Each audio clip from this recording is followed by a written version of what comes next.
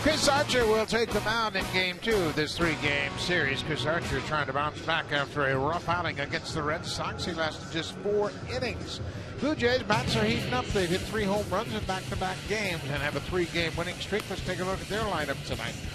Top of the order is Jose Reyes. He's got good numbers against Chris Archer. He is 4 for 16 with a pair of doubles and a couple of walks. And Reyes had a big home run in last night's game. So Reyes starting to heat up a little bit, and then Jose Bautista. He's riding a 6-game hit streak. 333, 5 homers and 7 RBIs over that hit streak, and he has had his consecutive game home run streak come to an end at 5. Chris Archer makes his 28th start of the season. You mentioned that disastrous start last Friday against the Red Sox. A season-high 8 runs in just 4 innings versus the Red Sox, second shortest outing of the season. They batted around in the first and the second inning, running up his pitch count to 65 pitches in the first 2 innings. Red Sox scored 3 runs in the first and left the bases loaded. Overall, they pounded out 10 hits and scored 8 runs. Reyes takes the first pitch upstairs for a ball. Finds this one right back to the radio booth, and Joe Siddall could not make the catch. He had good position, but just kind of shied away from it a little bit. It was there, guys. You had it. It was there. Here's a 1-1 pitch to Reyes. Pop up behind shortstop. Escobar back on the outfield grass, makes the catch. 1 down. Well, this Rays team has always been known for a good defensive ball club, and they have that once again. Joyce, Kiermaier, and Myers in the outfield from left to right. The Gold Glover at third base is Evan Longoria. Escobar and Zobrist up the middle. Loney, a Gold Glove caliber first baseman, and the catcher is the former Blue Jay Jose Molina. Making his 66th start at catcher, he leads the team for the 3rd straight season. He is the oldest active catcher in the major leagues at 39 years old, still doing it for the Rays. So with 1 out, it is Melky Cabrera. He goes after the first pitch and hits it high and deep into center. Kiermaier cruises back right at the edge of the warning track and makes the catch. Melky Cabrera trying to ambush that fastball, hits it deep to center. Well, Archer's got a good fastball, and he'll use it. He's going to have to pitch off of it. And Melky, generally speaking, will take a lot of pitches early in the game, but felt like he was going to get one from Archer. He did. He just missed it. One of the things that the Red Sox did in that last start that we were talking about is they ran up his pitch count. He only pitched 4 innings and threw 98 pitches. It took him to get through 4 innings. Last time the Blue Jays saw him, he went 7 innings.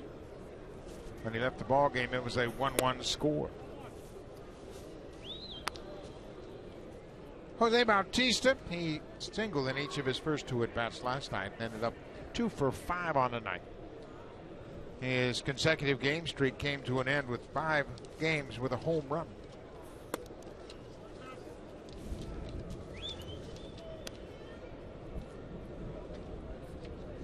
Mentioned Bautista's 6-game hit streak, a total of 8 hits over those 6 games, 8 for 24. 2-0 to Bautista.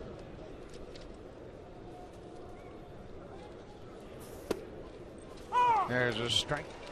Look where all those pitches are from Archer. He's got a good arm, and he can carry that fastball to the lower parts of the strike zone. He's going to have to get outs within the strike zone.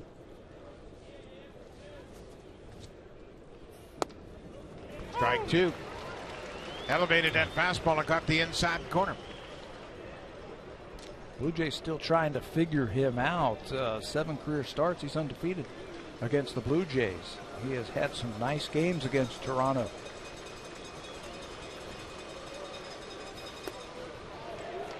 Breaking ball, no swing down at first base. Lance Barksdale is the first place umpire tonight.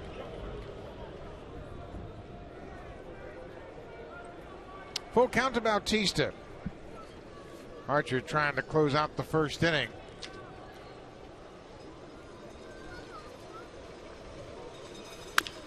Bouncing ball, Escobar to his left. In plenty of time, 3 up, 3 down. Much better start for Archer tonight. He gets out of the first without allowing a base runner. Marcus Stroman will take the mound when we come back.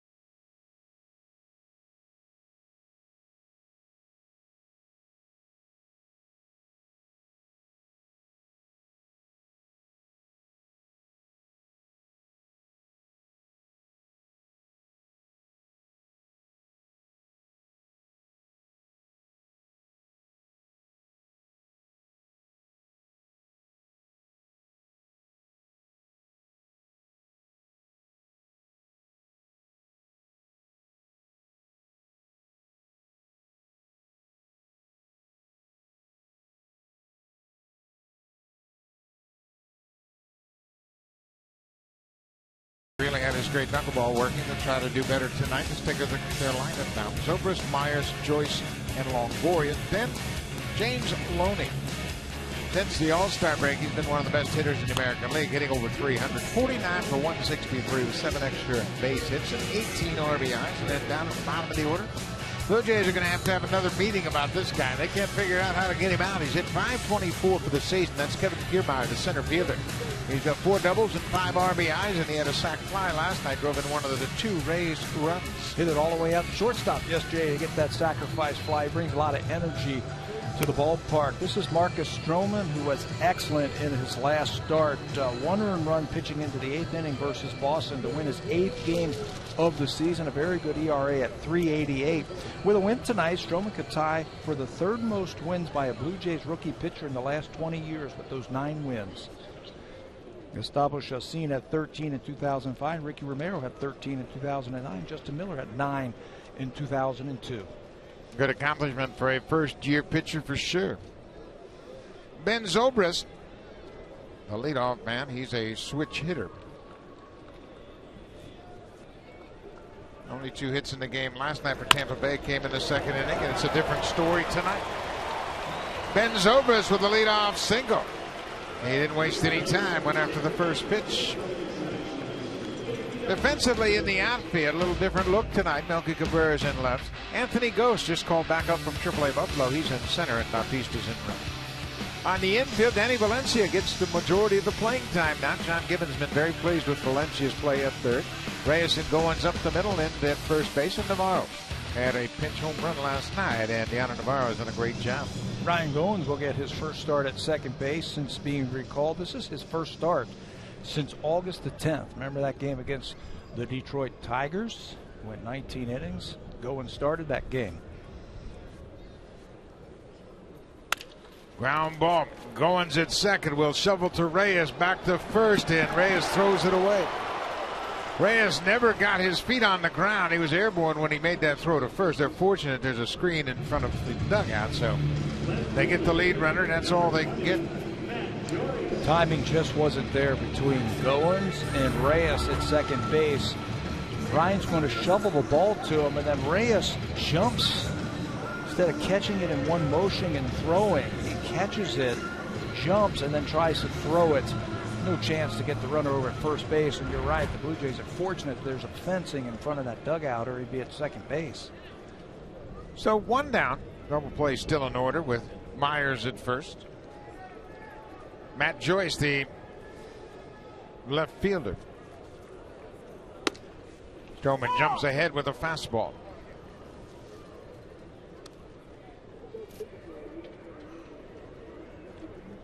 Matt Joy's hitting in the third spot. Offensively, this has been a down year for the entire team. They just haven't been able to score consistently. Ground ball. Lynn steps on the bag. He'll go to first, and Reyes tags Myers. There's the double play they were looking for. Only 4 pitches for Marcus Stroman. That's pretty efficient. He'll take that all night long.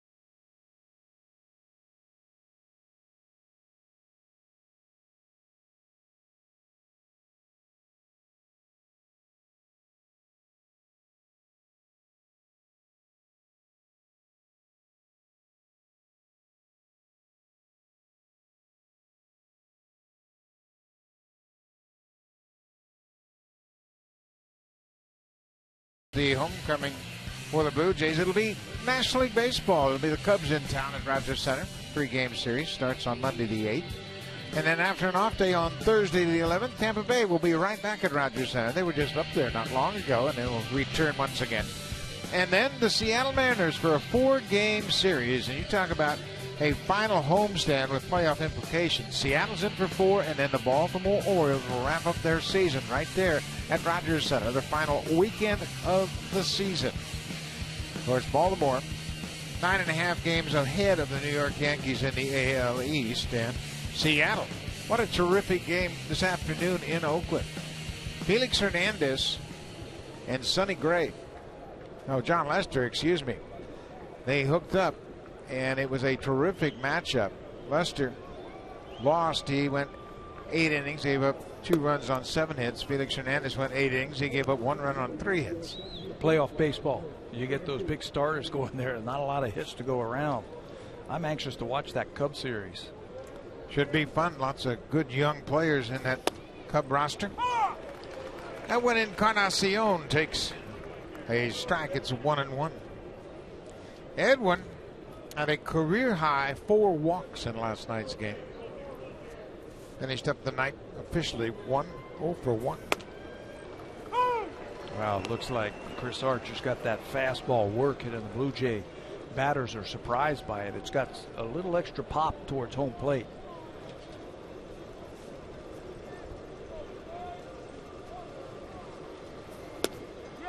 There's that hard slider. It is 88 miles an hour, and Encarnacion goes around. He strikes out.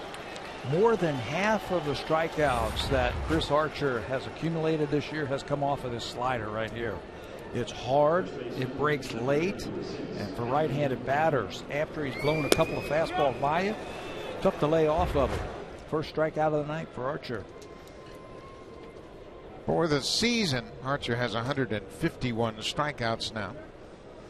Career numbers against Toronto are impressive. He's made 7 starts. It's just 2-0. This is the 5th time this season that the Blue Jays have seen him.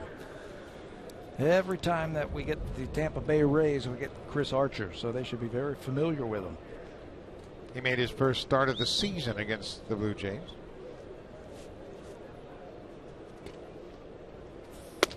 Well, that is a good fastball. You picked up on that right away. That's 96. He's carrying it right through the strike zone. Blue Jays look like they're trying to get a read on that fastball.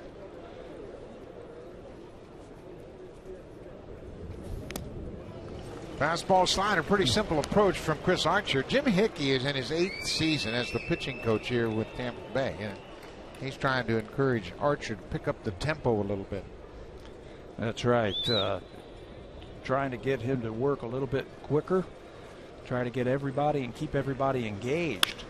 There's a base hit. Lynn looked like he got a slider. 88 miles an hour. He's aboard with a single.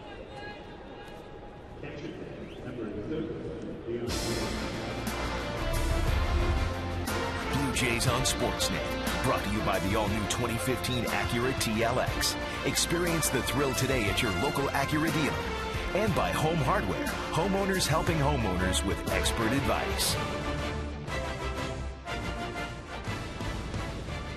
Yonder Navarro, the catcher, had a pinch hit 2-run home run in the 8th inning last night. Josh Tolley started that game, of course, with Dickey on the mound. He goes after that first pitch, not wanting to deal with that hard slider. Yeah, the Blue Jays will have to pick up on that they is starting to use it early in the count. This is against Cesar Ramos last night. Yonder with another home run by the Blue Jays. Capping off that big win against the Rays. Made it 8-2. Back-to-back 3-homer games for the Blue Jays, and they had not had 3 home runs in a game since they had that 4-home run game on the 31st of July in Houston. It had been quite a drought for the home runs, and this team is built to score by hitting the home runs. And if you don't think the home run is important to what the Blue Jays do offensively and in the win-loss column, think differently. I tell you, when they hit them and they hit multiple home runs, they've got a great record. Yeah, anytime they hit home runs, they have a good chance of winning the ball game, and this team has always been able to win games by hitting the home run, and that month of August was terrible for them. They hit just 18 home runs, and with that they won just 9 games. They are 32-9 when they hit 2 or more home runs in a game.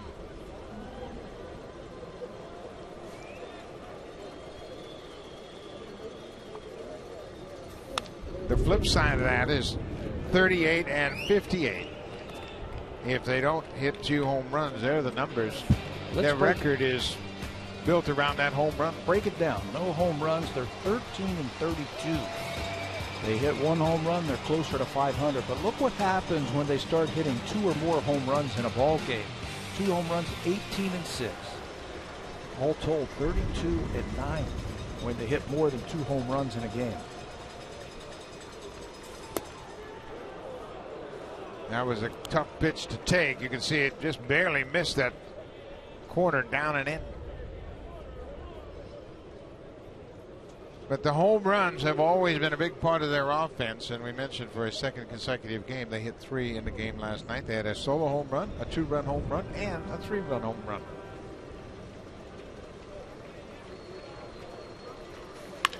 There's another drive to right. Myers looking up. This ball is gone. Yonder Navarro with his 12th home run, a 2-run shot, and once again the Blue Jays hitting that home run have really done a terrific job. Archer, that's just the 8th home run he has allowed all season long. Yeah, he's one of the best in the American League at not giving up the home runs. His stuff is that good. But it's interesting, we were talking in the first inning how he was using his fastball, and he had a 1-2-3 inning. He got ahead of Adam Lynn, tried a breaking ball base hit. He got ahead of Yonder Navarro through a breaking ball home run. I think he's got to work in the changeup just a little bit more. Those were hard sliders that were hit hard by the lefty hitters. Number 12 for Navarro. There's a fastball. That one misses inside. Let's watch it one more time. You can see Navarro loading up on that back leg to knock that ball out of the ballpark. That's another thing that Jim Hickey was telling us, that when Archer gets in trouble, it just doesn't seem to have that pitch to get himself out of trouble, and the whole thing spins out of control. For Navarro, that's his 19th career home run hit in this ballpark, and it extends his hit streak to 7 straight. Boy, look at those gaudy numbers. 9 for 17 with a pair of homers and 6 RBIs.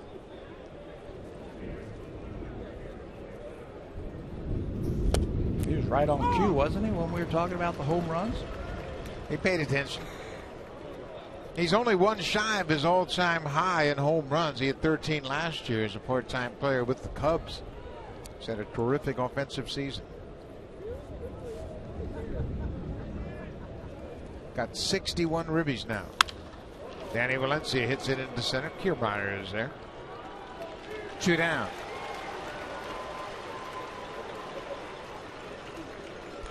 Well, Chris Archer is 25 years old, and he's got a good arm, as you can see. He throws 96 miles an hour, but he's going to have to figure out how to make adjustments when things aren't going right.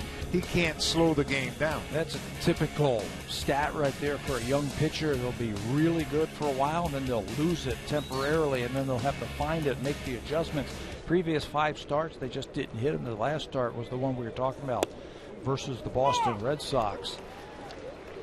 98 pitches in 4 innings. And that tells you when you get into trouble, young pitchers have got to figure out ways to get out of it.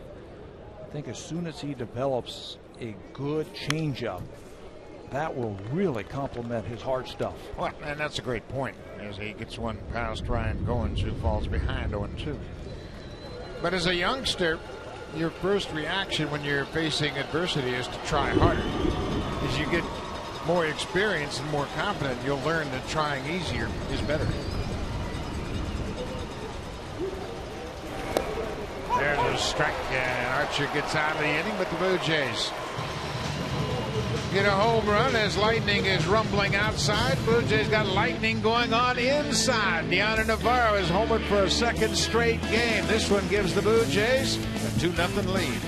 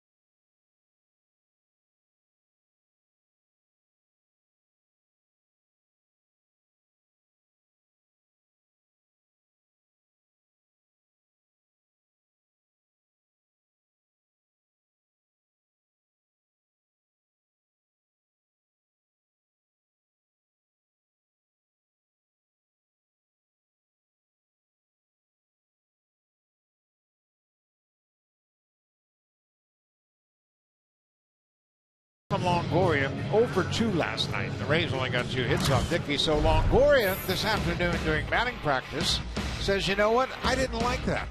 And that's R.A. Dickey out in left, who got hit with that fly ball. Dickey was playing catch, and you can see Kevin Seitzer down there. That's Ron Porterfield, the longtime trainer, tending to Dickey, and he said he was okay. He spoke to Barry Davis after being hit and said he felt fine. And he was fortunate that he has so much hair that it cushioned the blow. That was a scary shot right there. Anytime a ball in batting practice like that hits anyone.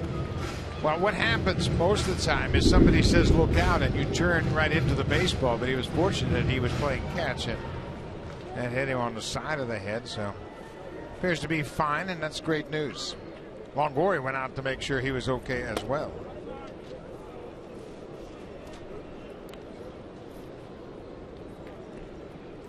We mentioned Longoria last night against Dickey was 0 for 2 with a walk. He also lined out against Aaron Sanchez, finished up 0 for 3 last night.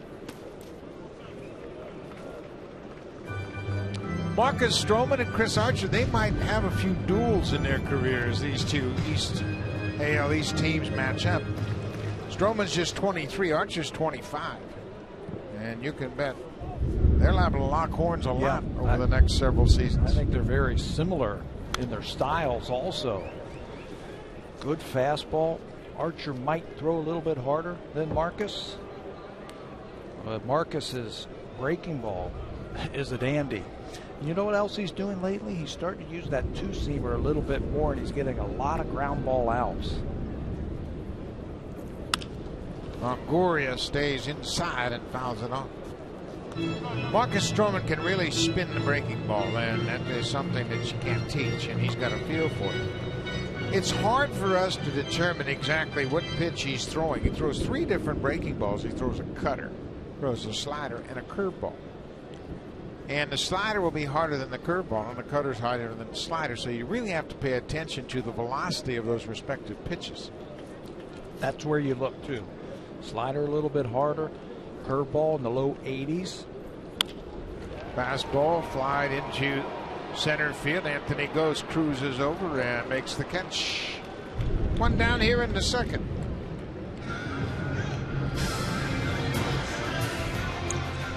Save during the plumbing, heating, and electrical expert sale. Only at Home Hardware and Building Center locations. Homeowners helping homeowners with expert advice. Well, that's why they have a dome here in St. Petersburg, because the thunderstorms in the middle of the summer are just about nightly, and they make sure that you've got a roof over your head. No interruptions inside, but it is nasty outside. I mean, it's just about this time of the evening, 7 o'clock, after a hot, muggy day, and all the water around here, the thunderstorms will kick up. Did you ever play in the Florida State League? No. I spent a lot of time in the Florida State League, Buck. A lot of time in the clubhouse, huh? Yeah. And I'm telling you, it always rained at this time of the day. You would get ready to start a game, and it would come down. This is normal, and then it clears up, and everything's fine, and it's hot. I guess they didn't have any domes in the Florida State League. Domes or tarps? A lot of rainouts. No tarps, that's for sure. Minor League Baseball, boy, it's a thing of beauty. Had some great stories talking about that the other day. The bus trips and some of the fields you play on, the locker rooms with 2 shower heads and one that worked. 3 guys to a locker. Yeah. All jammed in there. Ground ball. Nice hop for Goins. James Maloney is retired, 2 down. This is a really good defensive team that the Blue Jays have put on the field tonight. Goins at second base, and Gose in center field. You've got some speed in the outfield. You're strong up the middle. If Marcus Stroman has that sinker working, you're going to get a lot of ground ball outs, and the defense is going to be very busy tonight. Oh, Anthony Gose has really improved defensively. He's improved his routes. He's improved his throwing. And he is back, and Anthony is making his 38th start in center field. Yunel Escobar with a big wild swing. Escobar had an interesting night last night. He walked in his first at bat, came around to score the second Rays run. Then he got hit by a pitch, walked again in the 6th, and popped out in the 9th.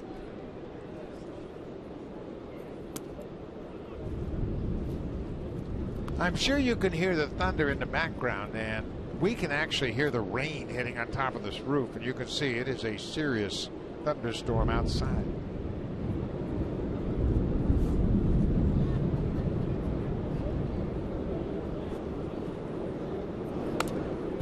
Check swing, tapper back to the screen. I think all the fans are listening to it also. Yeah, it's really kind of interesting how it's a Teflon roof here, and that rain is pounding hard on the roof, and fans can see the lightning flashes in between. Breaking ball, Escobar strikes out. Marcus Stroman off to a good start. He's faced the minimum through 2 innings, and the Blue Jays have a 2-0 lead in the middle of a rainstorm in St. Pete.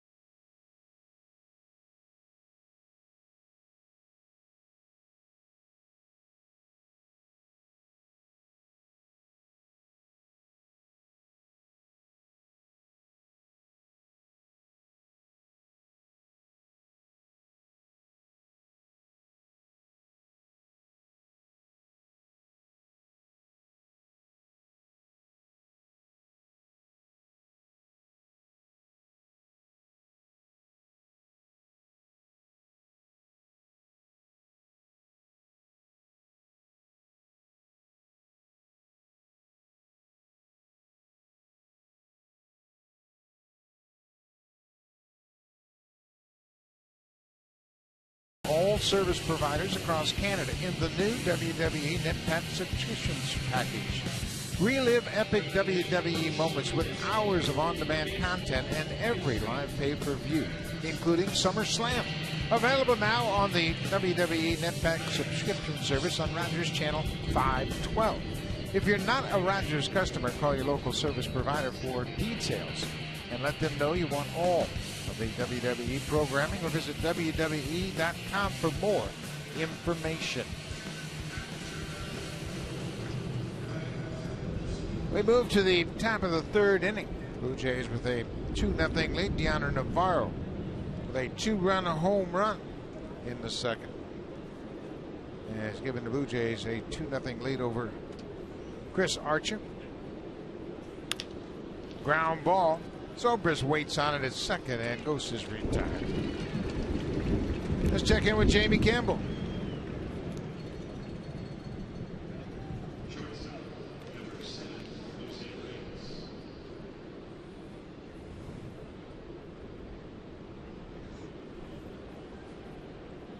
Thank you, Jamie, and it's going to be an interesting month of September. Cleveland is 5.5 games back of Kansas City, and the Tigers are half a game back of the Royals. Cleveland's in third place. Verlander, he's been hit hard. He's got a .473 earned run average. Danny Salazar is a mound opponent tonight. Carlos Santana, as Jamie mentioned, his 24th home run. First inning shot off of Verlander. Those are two teams that the Blue Jays are chasing in the wild card right there. So them winning, they're going to pick a game up on one of those teams. So the Blue Jays right now, all they have to worry about is their game and trying to win that day. Got too many teams to jump over right now. Reyes hits it right through the wickets all the way into center field as Archer couldn't get a glove on it. Jose Reyes has his first hit of the night. Well, the Blue Jays, to start of play tonight, are 5.5 games back in that wild card race, and they are a half a game behind the Yankees and the Indians. And you're right, all you got to do is leapfrog teams. And when you start getting ahead of those other teams where you can focus on the Mariners and the Tigers, then you're in pretty good shape. Then you don't worry so much about the numbers, but it's the number of teams you have to pass that is really the challenge at this point of the season. And they can pass two teams with a win tonight and a loss by the Yankees and the Indians. This is what the Blue Jays have to go through right now in their last 25 ball games. They got 6 with the Orioles and 5 more with the Rays after this series. Tampa Bay will come back to Rogers Center, home and home with the Orioles, of course. That one was right over second base, Pat. And Melky says timeout.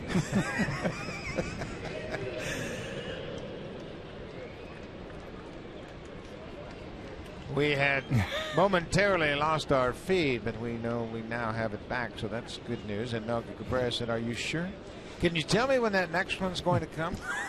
Hopefully not when Archer's getting ready to let go of the ball. That happened to Torrey Hunter in Cleveland the other night, right in the middle of a pitch.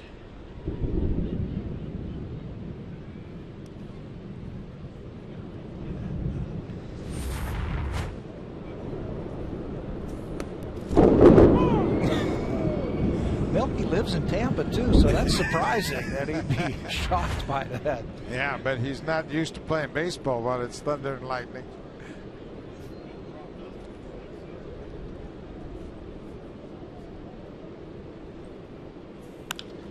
This is a fly ball into center. Kiermaier got back quickly, and now he comes in. 2 down.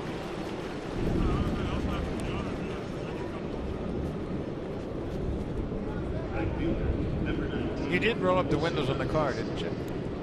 Oh my goodness. I think I forgot. Oh boy. Just so it stops by the end of this ball game. Jose Bautista grounded out to shortstop his first time up. This is a big series for the Blue Jays, obviously, in a place they have never really fared well. I think they've got a chance here the next couple of weeks. They've got the Tampa Bay Rays, who are down, and the Boston Red Sox, who are down. Chance to do some work this week on the road. Then they come home and they play the Cubs, who are not having a very good year, and then Tampa once again. So a chance for the Blue Jays to pick up some ground here over the next couple of weeks. And you're right, Blue Jays can only worry about themselves. They can't really get occupied with looking for some help. If they win their games, everything should sort itself out. And remember that great homestand, the final homestand of the season. Seattle Mariners are in town for 4 games, and then the Orioles will be at Rogers Center for the final weekend of the season. Bautista fouls it into the seats. If the Blue Jays play well over the next couple of weeks, that last weekend, or the last week in Toronto, those games are going to be huge. Huge for the Blue Jays. It'll be big for Seattle, and it'll certainly be big, I think, for Baltimore. Yeah, and obviously Baltimore wants to win the division, but it's a long way from being resolved. 0-2 to Bautista. There goes Reyes. It's a ball. The throw to second is not in time. Zobrist came in front of the baseline to take that throw, and Reyes slid in safely. It's his 25th steal of the season. He gets himself into scoring position for Bautista. Jose got a real good jump over there at first base. You can see he's got the big lead, and he takes off. Zobrist, you're right, he came in front of the bag and really didn't have a chance to get the glove down and try and make the tag on Reyes, so Jose will pick up the stolen base. He's only been thrown out 2 times this whole season. An outstanding ratio of stolen bases. Reyes has led the National League in stolen bases 3 different times. Of course, he was a batting champ while he was with the Mets, 2011. Spent 9 years in New York with the Mets.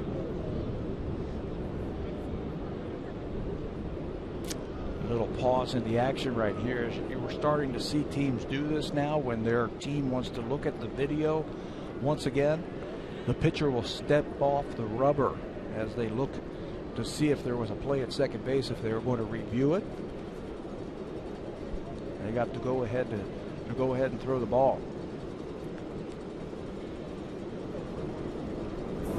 Well, it was Joe Madden that initiated the protest at Rogers Center on a timing issue as to whether or not the pitcher was on the rubber and the batter was in the box. It was Mark Burley pitching for the Blue Jays.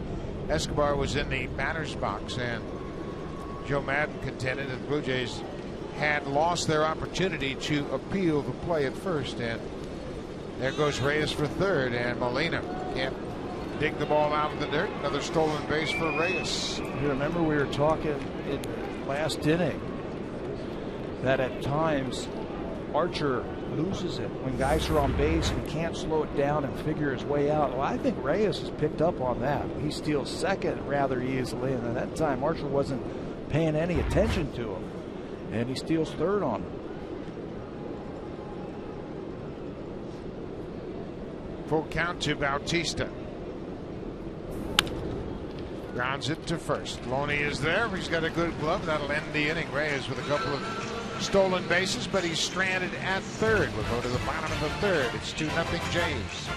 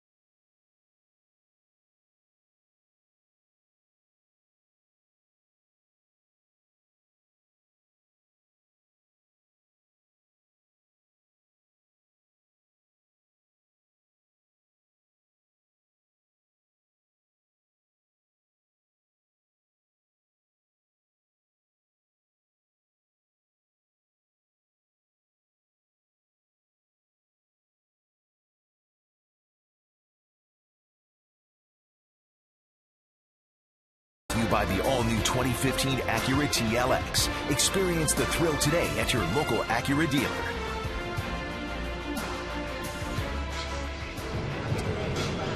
Thank goodness for the roof in St. Petersburg. We are inside Tropicana Field, and outside there's quite a thunderstorm going on.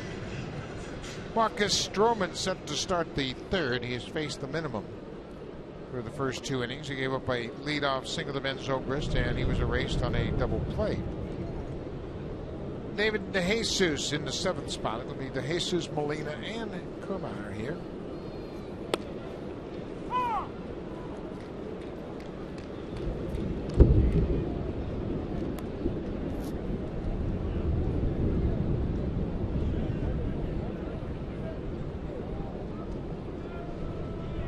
DeJesus is coming off the disabled list. Drives it to right. Bautista got a good break and makes a fine catch. Takes a hit away from DeJesus. Boy, he got a good beat on it. Took a direct route to that sinking liner. Yeah, I'm going to put a star right next to that play by Jose Bautista. He made a great move. He recognized that ball right off the bat and took a straight line to the ball. You can see him as he catches the ball laying out, and his body absorbs that hit, but no hesitation in the outfield. Broke right away and made a nice play for the first down. Jose Molina looks at the breaking ball down and away. Bautista is one of the best defenders in all of baseball. He likes to take hits away from guys. He's always thinking. How about the hit he took away from Billy Butler earlier this year for Kansas City? Threw him out at first base.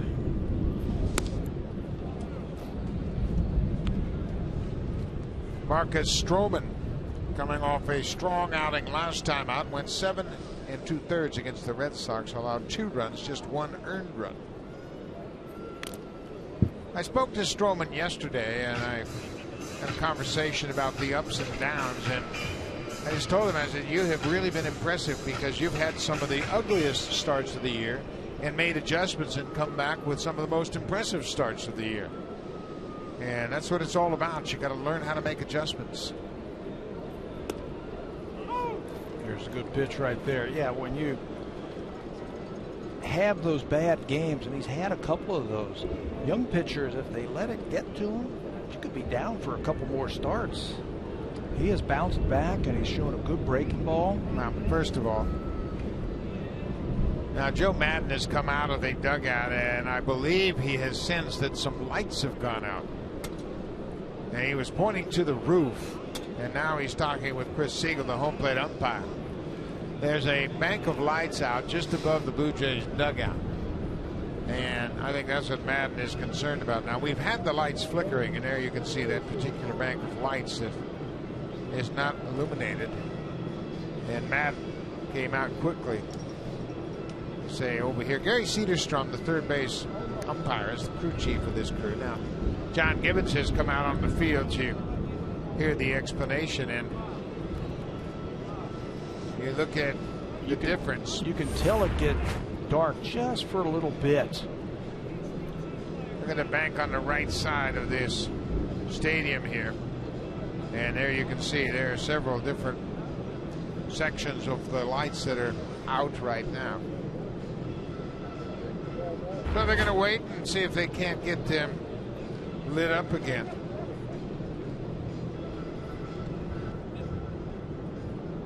So the thunderstorm has had its impact, that's for sure. Lights have been flickering throughout the course of this thunderstorm, and finally it created that bank of lights and others to go out. So now Gary Cederstrom has called in Marcus Stroman. Give me that ball and you go sit in the dugout. It's going to take a while. That's exactly what he said. Why don't you just go and sit down in the dugout and I know how long it's going to take. And I got to tell you, this reminds me of my first Winter League game. In 1970, I'm playing in Puerto Rico, playing for Santurce against San Juan, and they both shared the same stadium. And there's a festival going on. There's 20,000 people, and they're playing the drums and drinking the rum and having a great time because these two great rivals are winning up the winter season. And just about 5 minutes before game time, the whole stadium goes dark. I mean, every light in the stadium is out. And the drums keep banging and everything. And Roberto Clemente was managing San Juan. Frank Robinson was managing Santurce, my team. So they got one bank of lights on above the first base dugout.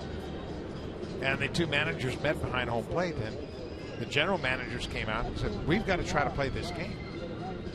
With one bank of lights? One bank of lights. So what they did, Frank Robinson and Roberto Clemente took batting practice. And they put on a show in batting practice, and they came back in their respective dugouts and say, fellas, it's like hitting a half moon, but we have to play. And so we played with one bank of lights. Did the lights ever come back on? No, not for that game. Never. No. We just played that whole game like that. It was like playing minor league baseball. Sure. Sure. The lighting in the major leagues is so perfect, right? I think we lost some more lights just then. They might be turning them down so they can reset the electricity.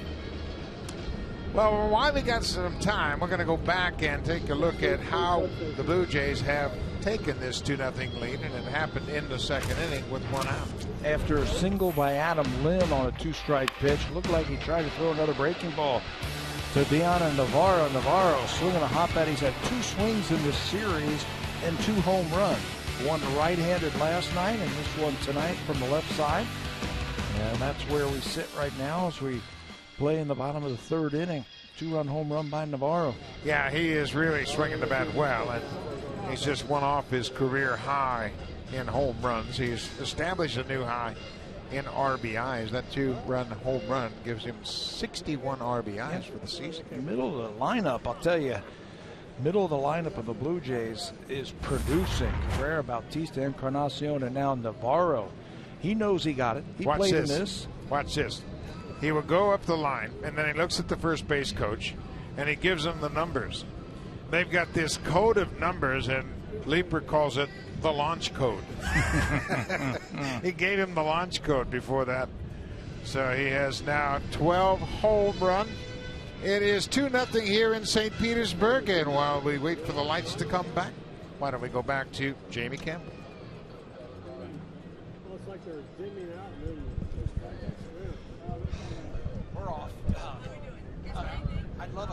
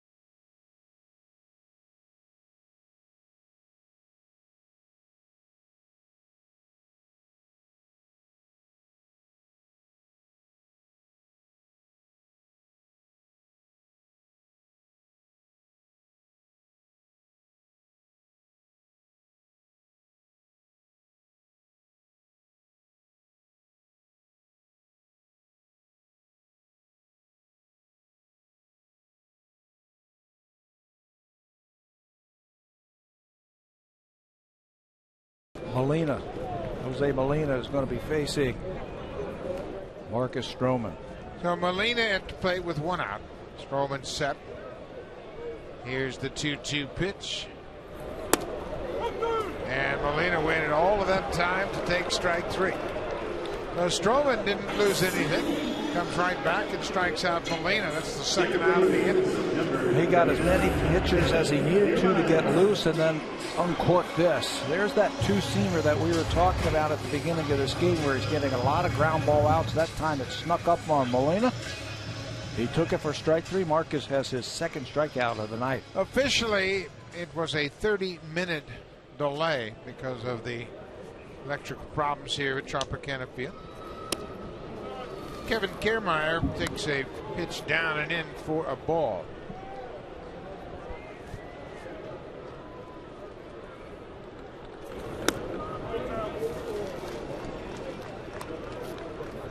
We are in the bottom of the third inning. Blue Jays have a 2-0 lead.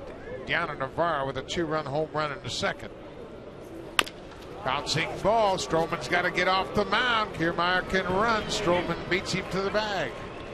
So after the 30-minute delay, Marcus Stroman comes out and strikes out Molina and gets Kiermaier to ground out. Stroman, a terrific athlete, gets to the bag to end the inning. We'll go to the fourth. 2-0 Jays.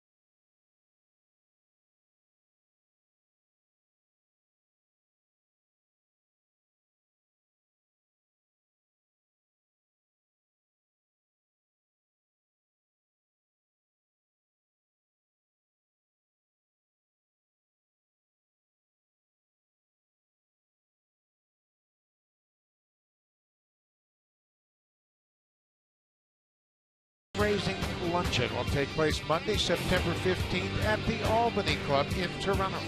Join Roberto Alomar, Fergie Jenkins, Cito Gaston, Dwayne Ward, Devon White, and many more for a baseball discussion and luncheon in support of the Canadian Baseball Hall of Fame and Museum. Don't miss this great opportunity to chat about the state of the game with so many great baseball legends. For tickets, log online at baseballhalloffame.ca and order your tickets for the Canadian Baseball Hall of Fame luncheon Monday, September 15th at the Albany Club. Everything seems to be in order here at Tropicana Field. The lights are back at full strength. Blue Jays have a 2-0 lead. Chris Archer got as many pitches as he needed to get himself loose as he was sitting around for 30 or so minutes himself, so he got as many as he got to get loose. It was a shame when those lights went out because both of these pitchers were throwing the ball really well. And you hope after that long delay that they're still very sharp. Edwin Encarnacion struck out on a slider his first time up. There's a slider. This one is lifted into center. Plenty of room for Kiermaier. One down. In case you're just joining us, we have two very promising young pitchers. Chris Archer, 25 years old, up against Marcus Stroman, just 23 years old. And as we mentioned, these two might lock horns for many, many years with their respective ball clubs. Two American League East teams and young guys starting out their careers. It's the 5th time that Chris Archer has pitched against the Blue Jays this season. 7 times already in his young career. This has popped up. Longoria will run out of room over near the seats.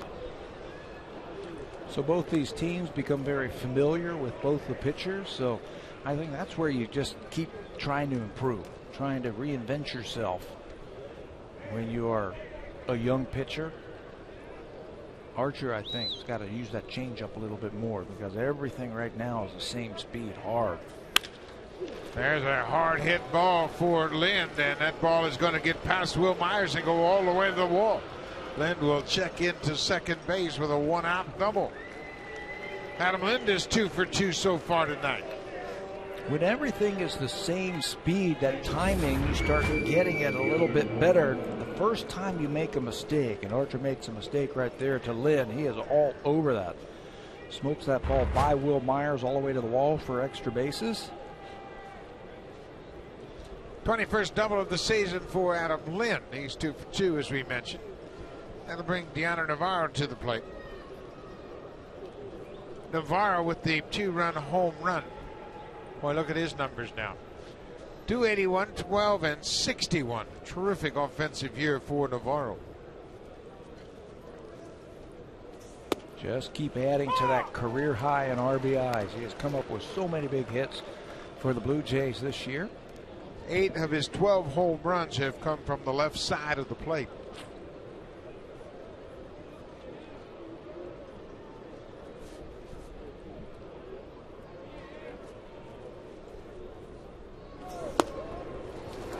Keeping that ball away from him in this at bat. This is where he was that first time up, and then he tried to throw him a slider. And it really plays right into Deanna Navarro's hand right there. He's a good breaking ball hitter, and he's also a very good low ball hitter. That's what he got from Archer. Let's see if he changes up now and stays up with that fastball. Pop back into the seats. We'll go back to the second inning with Lind on base, and Navarro connects. I think anytime you throw a breaking ball to a good hitter in an RBI count with 2 strikes, he's going to put a good swing on it. That time it caught too much of the plate. Deanna knows what to do with that. A couple of swings in this ballpark in 2 games. He's got a couple of home runs.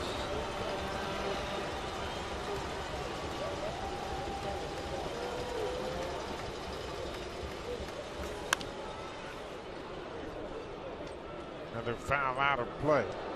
We mentioned that Navarro played here with Tampa Bay. Because of that, he has had a lot of opportunities in this ballpark. That home run is his 19th he's hit here at Tropicana Field.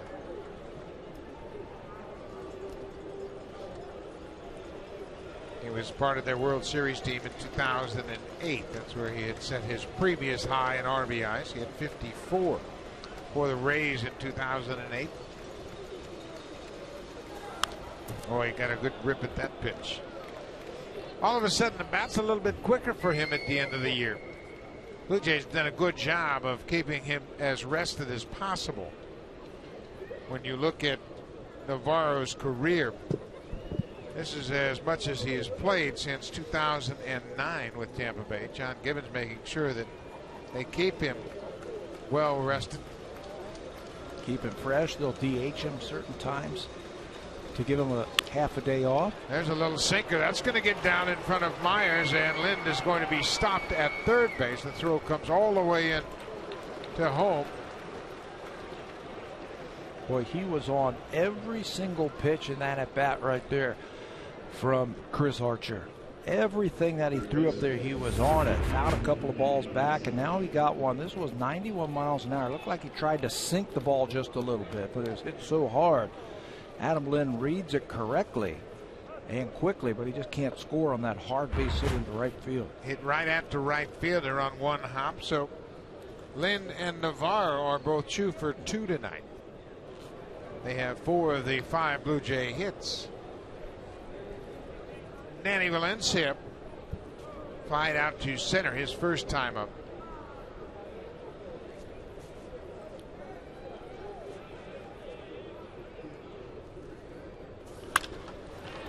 This is going to be a fly ball. This should score Lynn. Kiermaier loading up. Here's the throw to the plate. It's way off line. And now Navarro saw that Loney cut the ball off, and he's able to scamper back to first and reach safely. Valencia picks up the RBI as Lynn comes in to score. Good piece of hitting right there by Valencia. He was looking for something up and in, and that's exactly what he got. And he was muscling the ball into the outfield, got enough of it to get it out there deep. Navarro heads up, tagging at first base, and he can go as far as he wants to because there's nobody back there. The cutoff man is the first baseman. Blue Jays playing some productive offense right there to get a run. Yeah, it's a good opportunity for Valencia. He hit the ball deep enough into the outfield to score. Lynn. Ryan Goins fouls it off. He was caught looking at strike 3 his first time up. We have experienced a 30-minute delay because of a lighting problem here at Tropicana Field, and according to the reports, there was a lightning strike not far from here at a substation that caused the delay.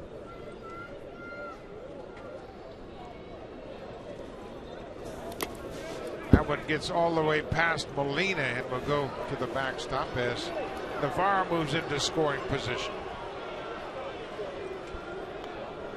Should be a wild pitch charged to Archer. Boy, that ball just took off on Molina. You can see he was set up outside and he bounces it inside. Fastball just spikes it right into the dirt, and Molina cannot get a glove on it. All the way back to the backstop, and the Blue Jays have another runner in scoring position. Yeah, and Archer certainly has been rattled a couple different times tonight. I mean, that is as badly as you could miss on a pitch. About 5 feet from your target. Owens bounces it to first. Loney will go to the bag. The inning is over, but the Blue Jays add a run in the fourth. Danny Valencia with the sacrifice fly. 3-0.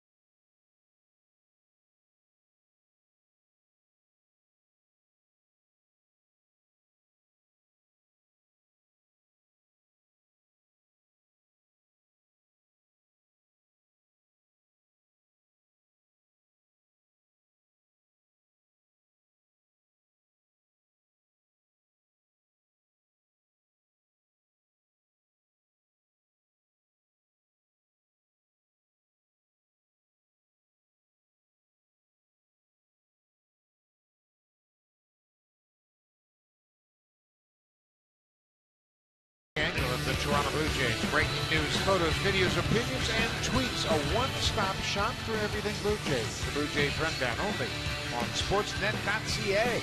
The headline on the Rundown tonight, the Blue Jays face key decisions in the bullpen. And yes, they do. Casey Jansen, of course, is a free agent at the end of this season. Brandon Morrow, can he pitch out of the pen? That's a big question they have to find out, and they don't have the luxury of sitting back and making a long-term decision. He's a free agent at the end of this season. They have an option on his contract for next year, I believe, at the tune of $10 million. So there are a lot of questions to be answered, and I guess the biggest disappointment of this team has been the bullpen over the course of the season. Given what they did last year, And everybody thought they would take a step forward, but instead they took a step backwards. And everybody thought at the beginning of the season it was going to be a strength of this ball club. But I thought the injury to Casey Janssen right at the end of spring training really put him in a pickle, that bullpen. They had to move everybody up in the pecking order, and they blew a lot of games early in the season where Janssen could have saved those games, and the outcome of this year might have been different. Yep. And unfortunately, it was the second straight year that Casey Janssen started the season on the disabled list. So it put John Gibbons in a tough spot, asking everybody to step up and move into different roles. But you're right, when you think about the start of the season, it could have been so much different had they just saved their fair share of those games early on. The one part of the season that really sticks out for me was the road trip where we went through Kansas City and Pittsburgh early in the season. Lost a couple of games in Kansas City where the bullpen blew some leads, and a couple of games in Pittsburgh where the bullpen blew some leads late too. I mean, those were crushing defeats.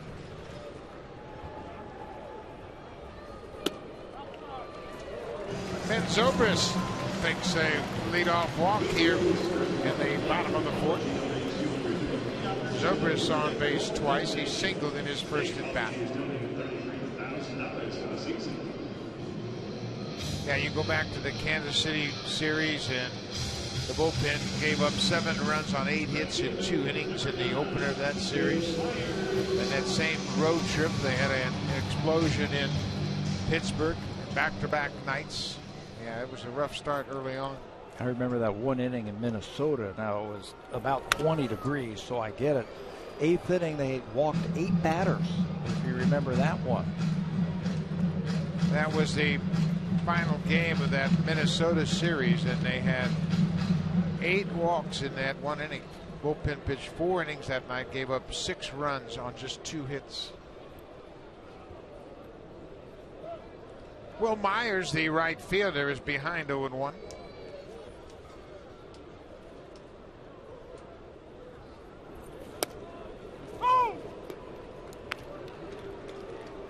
Blue Jays anxious to finish up strong. Marcus Stroman certainly wants to do that himself, and we mentioned he made a terrific start last time out against the Red Sox.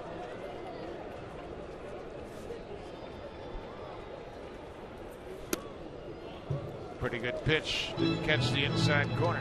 Very good pitch. And when he didn't have his good stuff, you could tell right away, I think, with Marcus.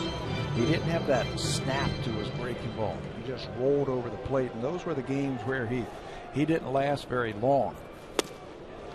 Tonight, looks like he's got his breaking ball.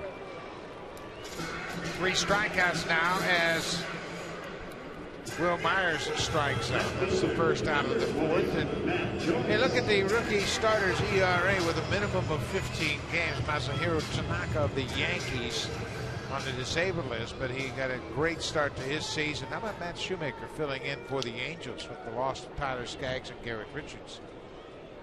They have done a terrific job filling in Anaheim.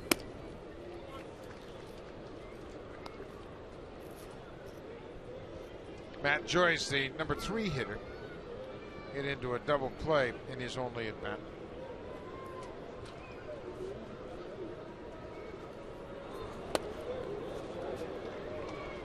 There's the value of that changeup. You mentioned the fact that Archer would be well served to throw a few more changeups. Stroman has picked up on that very quickly. And it was a really funny swing right there from Matt Joyce. Out in front, and it really zaps your power when you mess up the timing of that hitter. Bouncing ball. Goins to his left will go to first, as that's the only play they had. Zobrist moves into second, but now there are 2 outs.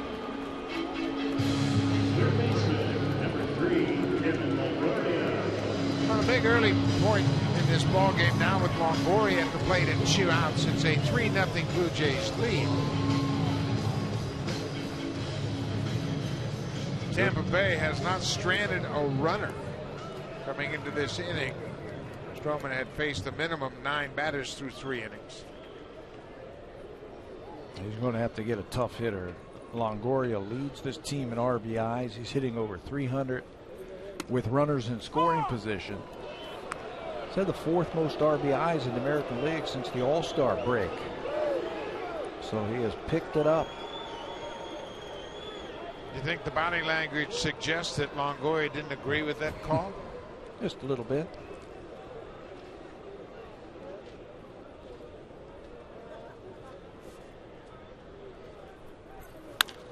Came back with the same pitch, and all they can do is pull it foul.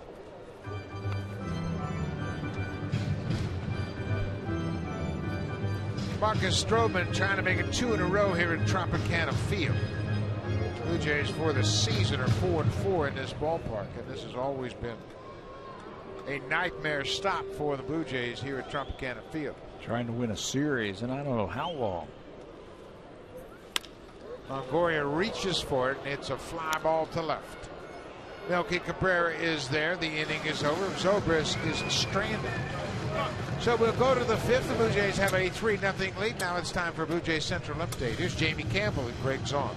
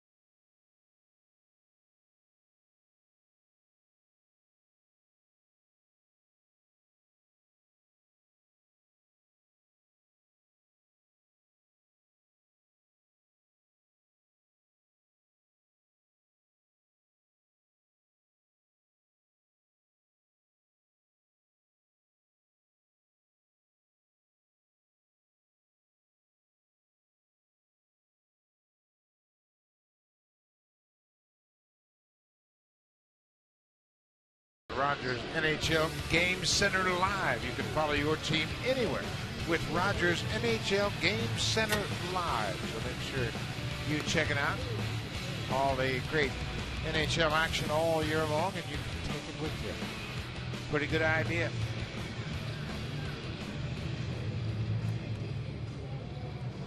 Right now, the Blue Jays are enjoying a 3-0 lead. And once again, the home run prominent in their scoring tonight. 2 runs on 1 swing of the bat by Deanna Navarro. Danny Valencia picked up the other RBI with a sac fly. Anthony Ghost leads things off. Takes a strike from Archer.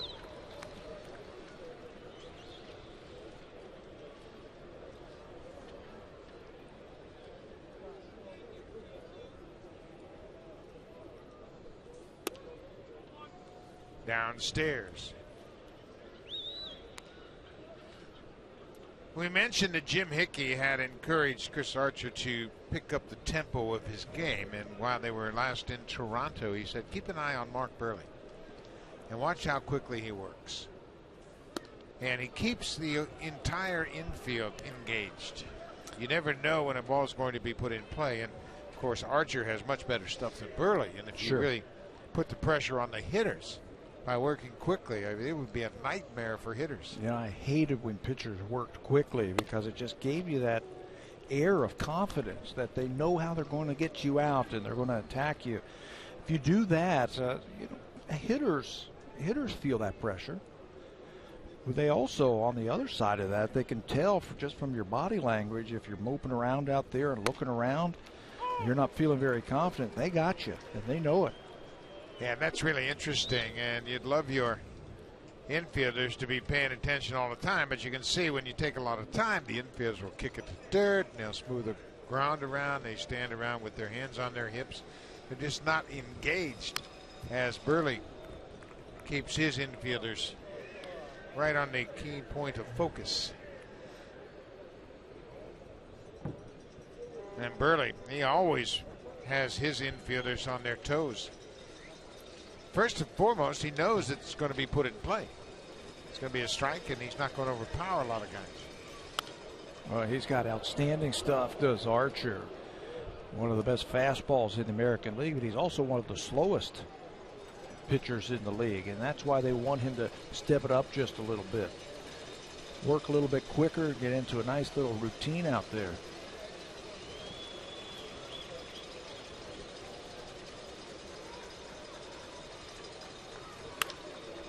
There's a base hit for Ghost past a diving Longoria at third. Anthony Ghost aboard with a leadoff single.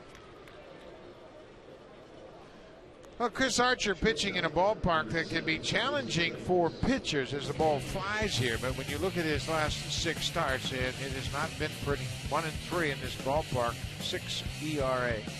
Opponents hitting nearly 300, and look at the opponent's batting average with runners in scoring position. And that's what Jim Hickey was also saying. When he gets into trouble, it starts to speed up on him just a little bit, and he can't find his way out of trouble. Nearly 400 opponent's batting average with runners in scoring position.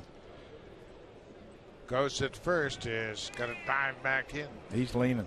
He's leaning. It looks like they want to keep the pressure on the Tampa Bay Rays. Anthony is 14 for 18 in steal attempts. He's got a big lead. Anytime you get to that cutout on the infield, that's a red flag for a pitcher.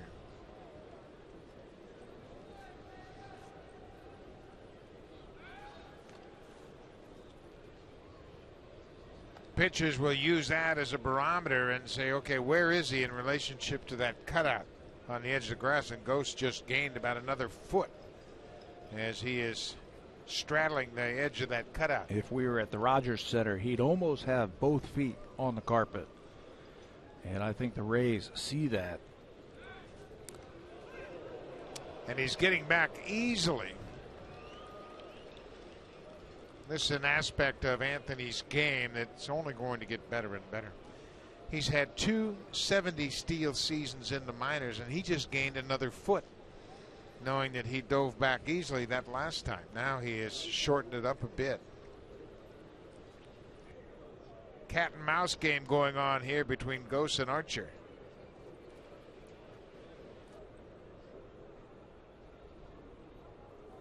Great jump. Molina doesn't have a chance.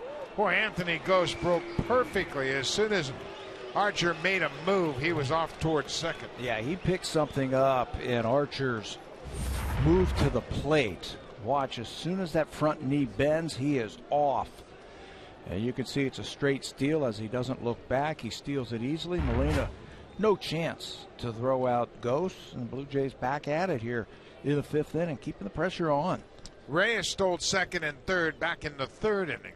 Keep your eye on Ghost right here. Nobody out.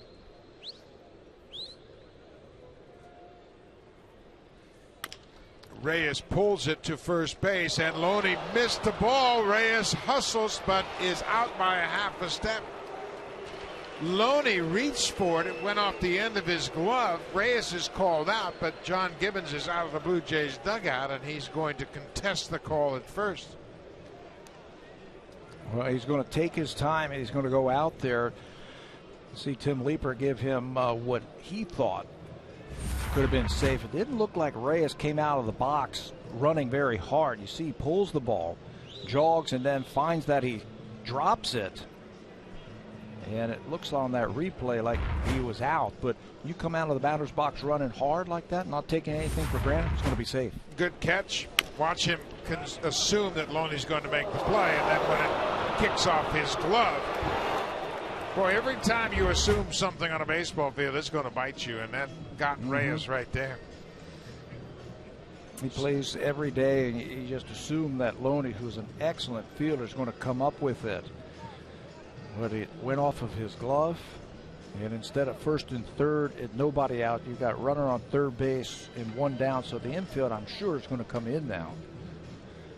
Well, tough part of the lineup for Chris Archer. Jim Hickey out to talk about the approach to Melky Cabrera. Gose is now at third base, advancing on the ground out. The infield is in, just on the edge of the dirt, and Melky Cabrera will bat. And right behind him, Jose Bautista.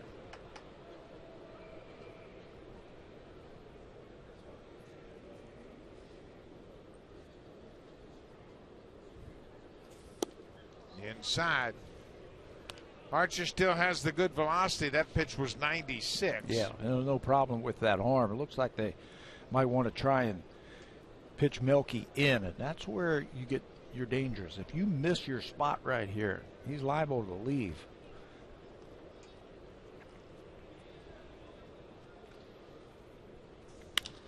There's a fly ball to left field as Joyce gets over, makes the catch, goes tags at third, and he'll come in to score. So Melky Cabrera with another good at bat. Fine defensive play in left by Matt Joyce. Cabrera credited with the sac fly and the RBI. It is 4-0 Jays. If you're Melky Cabrera, you're happy you've got the run in and you've got yourself an RBI, but that looked like it was extra bases right there off the bat. The ball slicing away from Matt Joyce, and he just runs it down. Excellent play. Cabrera, RBI number 73. Bautista takes a pitch for a strike. Boy, the stolen base tonight has had an impact as Gose stole second. Moved to third on the ground out and score on a sac fly.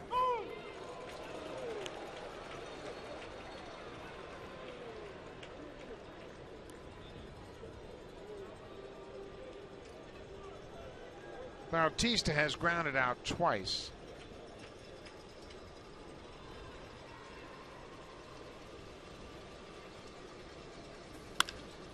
Lines this one to right. That's going to get down for a base hit. Jose has his first hit of the night. That was a 98-mile-an-hour fastball, and he just drilled it to right. Yeah, just want to make sure that you can get that timing down and make sure you catch that ball out in front, which Jose does. Good hard fastball the other way. If you muscle up on this ball and try and see how far you can hit it, you're going to get jammed. That time he just went with that ball the other way and hit it solidly to right field. He hasn't had a lot of luck against Mr. Archer. Now, Archer has been tough on the Blue Jays, and Bautista was just his second hit in 19 at-bats. Encarnacion has not fared much better. He is 2 for 17. He's going to drive one down the right side, but that slice is foul. Yeah, it's pretty good testimony to the quality stuff that Chris Archer features when you can hold Bautista and Encarnacion under 150. Two power hitters, but good hitters. And his stuff really has played in the past.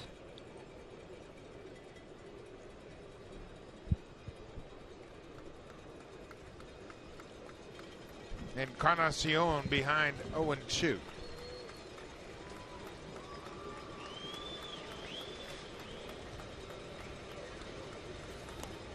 Ball in the dirt.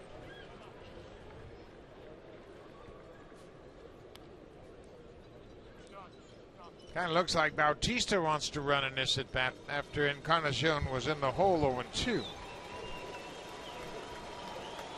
He's got Zobrist, a second baseman, in an unusual position on the shortstop side of the bag. Yeah, look at the infielders moving around. If he does take off, there's a huge hole on the right side for Edwin if he wants to shoot one that way.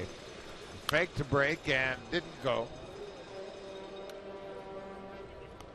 Obviously, every run is crucial for the Blue Jays at this point of the season when they had such a down month offensively. Looked like Bautista and Leeper thinking about maybe I can get a good jump here. And if I don't steal it, Edwin will get a fresh count to start the next inning.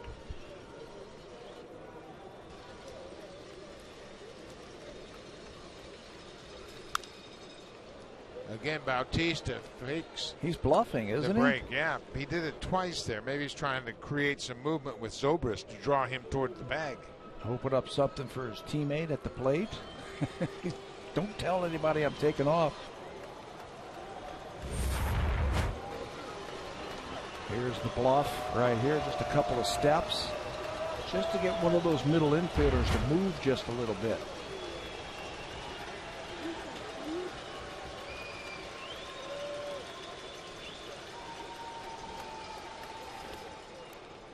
Down low, it's 2-2. Blue Jays had a 2-run home run in the second. They scored a run in the fourth on a sac fly by Danny Valencia. Have another sac fly here in the fifth off the bat of Melky Cabrera.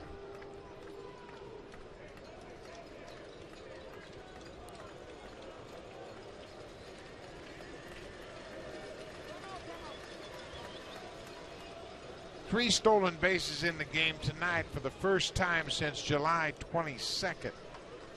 At Rogers Center against Boston, they had 4 steals in that game, but it's the first time they've had more than 2 since July 22nd.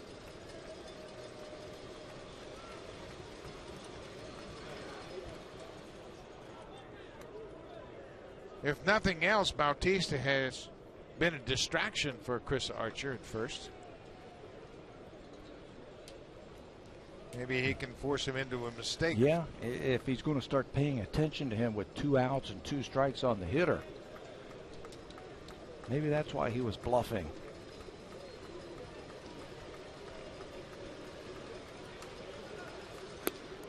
Now it's a full count.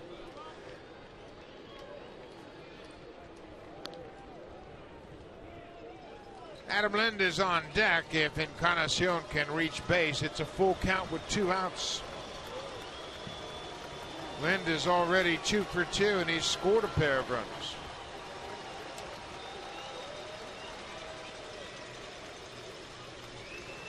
There goes Bautista. Encarnacion fouls it back.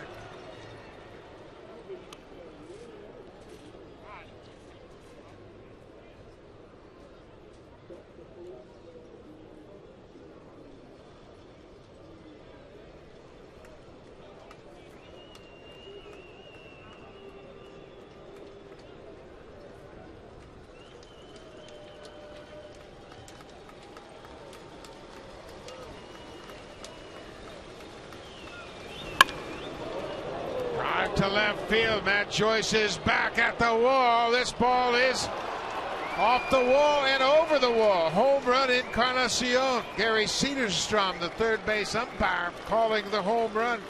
He never hesitated as that ball was into the seats and bounced back on the field for Encarnacion, his 29th home run of the season. And another multi-home run game for the Blue Jays. The bats are back. Yeah, they are back. And you want to see how strong Edwin Encarnacion is. How about his approach at the plate right there? Looked like a 3-2 breaking ball from Chris Archer. And he was able to stay back. Kevin Seitzer was telling me when he's staying back and not drifting towards the pitcher, keeping the hands back, that's when you're going to start to see Edwin Encarnacion to start to take off and start driving the ball out of the ballpark. That's exactly what he did on that ball. He stayed back on it, drove it out of the ballpark. We're going to take a look and see if this ball made it over the yellow line, and clearly made it over the yellow line. Yeah, that fan reached over and had a glove, and it hits off of his glove above the yellow line, and although he was extended over the field, it appeared as though that ball would have gone out of the ballpark. Yep.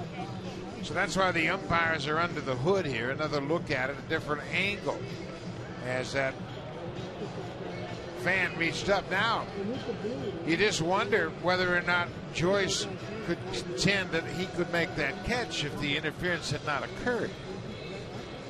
And that's why that camera down the fence from the left field foul pole would be a very helpful tool for these umpires.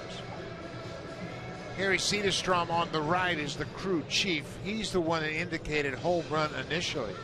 Kerwin Danley on the left is the next most senior umpire in this crew, and he has joined in on that headset with New York.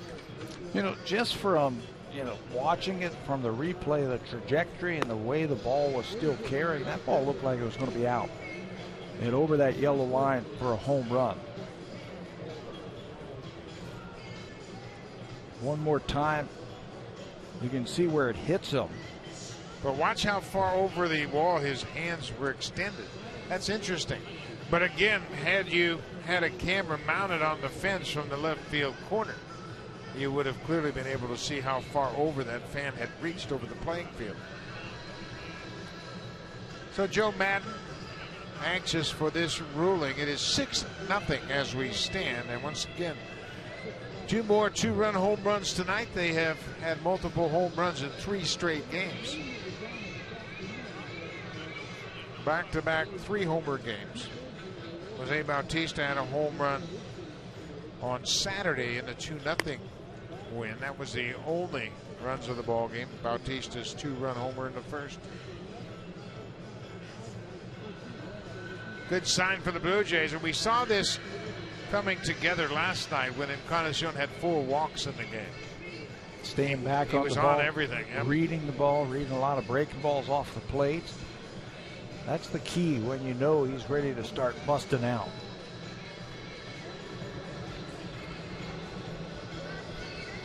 It's taken a long time, and I think the question is whether or not that fan had extended well over the playing field. Matt Joyce timed his jump perfectly, but you can see when that ball hits the glove, and then watch how long it takes for the glove to come down and hit that yellow railing. He was leaning out over that fence quite a ways. I'm still going to say it's got to be a home run. I don't see anything in that tells me that that ball was going to stay in play. And Gary Cederstrom has just gotten a review from New York. It indicated home run, so the play on the field stands. Encarnacion can relax as he has another home run. For Edwin, that's his 29th of the season. He has tied Bautista in that department. There's the signal from the crew chief.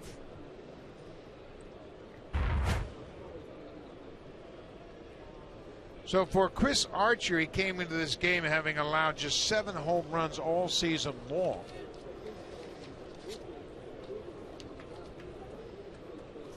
He had the 3rd lowest home runs per 9 innings in the majors. Garrett Richards of the Angels, Jose Quintana of the White Sox, and then Chris Archer. But the Blue Jays have straightened that out. How about Lind? Have a night, Adam Lind. His 3rd hit of the night. Couple of singles and a double. And he's scored 2 runs already. Yeah, I love this after 2 were out. The sacrifice fly by Melky Cabrera and the great play by Joyce in left field was the 2nd out of the inning. Then single by Bautista, home run Encarnacion, and then another breaking ball to Adam Lind, and he's all over that one. 3rd hit of the night already, and we're only in the 5th.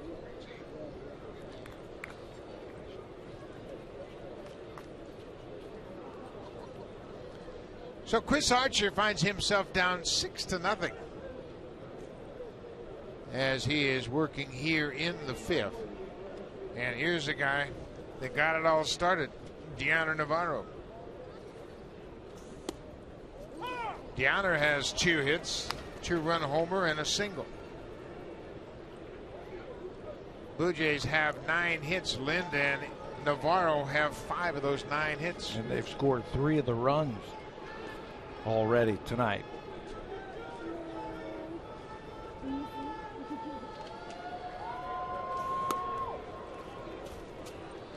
Well, you can really see that Navarro and Lind are picking up the ball very well out of Archer's hand. Watch even the way he takes pitches. But let's revisit the long ball. When the Blue Jays don't homer, they're 13-32. They've hit 2 more home runs tonight. And coming into this game, their home run record with 2 or more home runs, their 1-loss record is 32-9. Bodes well for him tonight.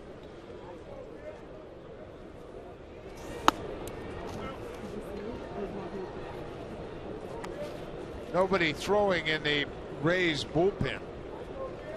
Joe Madden sending a message to his young pitcher. Hey, you got yourself into problems here. Let's see you work your way out of it. But what you were saying about both Lind and Navarro seeing the ball, just watch how they take the pitch. They're back on their back leg, they're loaded up, and they're ready to swing the bat. Goes after that pitch, a tough one down and away. It's 2-2. Boy, this is a pivotal series for the Blue Jays for sure. Starting out this 6-game road trip here in Tampa Bay, a place where they have always struggled. John Gibbons felt like they can't win this series. Going to be tough sledding the rest of the way. Navarro saw that one pretty good too. Look how far he hit it. How far out in front he was. You're going to have to learn to take a little something off right here. You can't reach back and just try and throw it by guys. Throw the breaking ball harder. You can't throw the fastball harder. You're going to have to learn to take something off and make the hitter get himself out. He took something off, but it was distance, not velocity, and Lynn's got a chance to go to third, and there'll be no throw.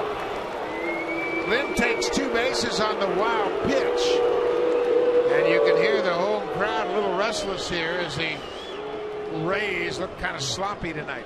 Molina was really slow recovering after that wild pitch. It was a 55-footer by Archer way out in front of home plate, and Molina can't come up with it. He doesn't get the mask off, and now he can't find it. And now when he does, goes over to find it, pick it up, and Lynn's going to take advantage of that one. So Lind is at third with 2 outs, a full count to Navarro. Boy, that was really close to a balk. Yes, it was. His upper body was moving as he stepped off the rubber. They very easily could have called that a balk.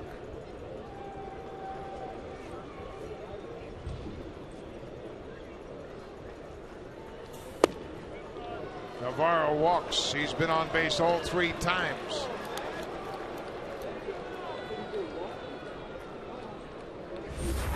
Let's watch what you were talking about here. Watch the upper half. It starts to move, and then alertly he steps off. He just wasn't real sure about what he wanted to throw there. Just wasn't ready with a conviction to that pitch, and then stepped off when it looked like he almost balked. So now there are runners at first and third. Danny Valencia has picked up a sacrifice fly tonight. I'll tell you, when you throw a lot of pitches and you're not close, the borderline pitches, you're not going to get them. And that last pitch was a borderline fastball into Deanna Navarro. He took it and got ball 4. This is popped up behind home plate. Loney coming down from first will get there, and that will end the inning. Valencia pops out. The Blue Jays leave a pair, but they add a couple of runs. Another mighty swing off the bat of Edwin Encarnacion. A breaking ball down and away. He stays with it and knocks it out of the yard. His 29th homer has given the Blue Jays a 6-0 lead.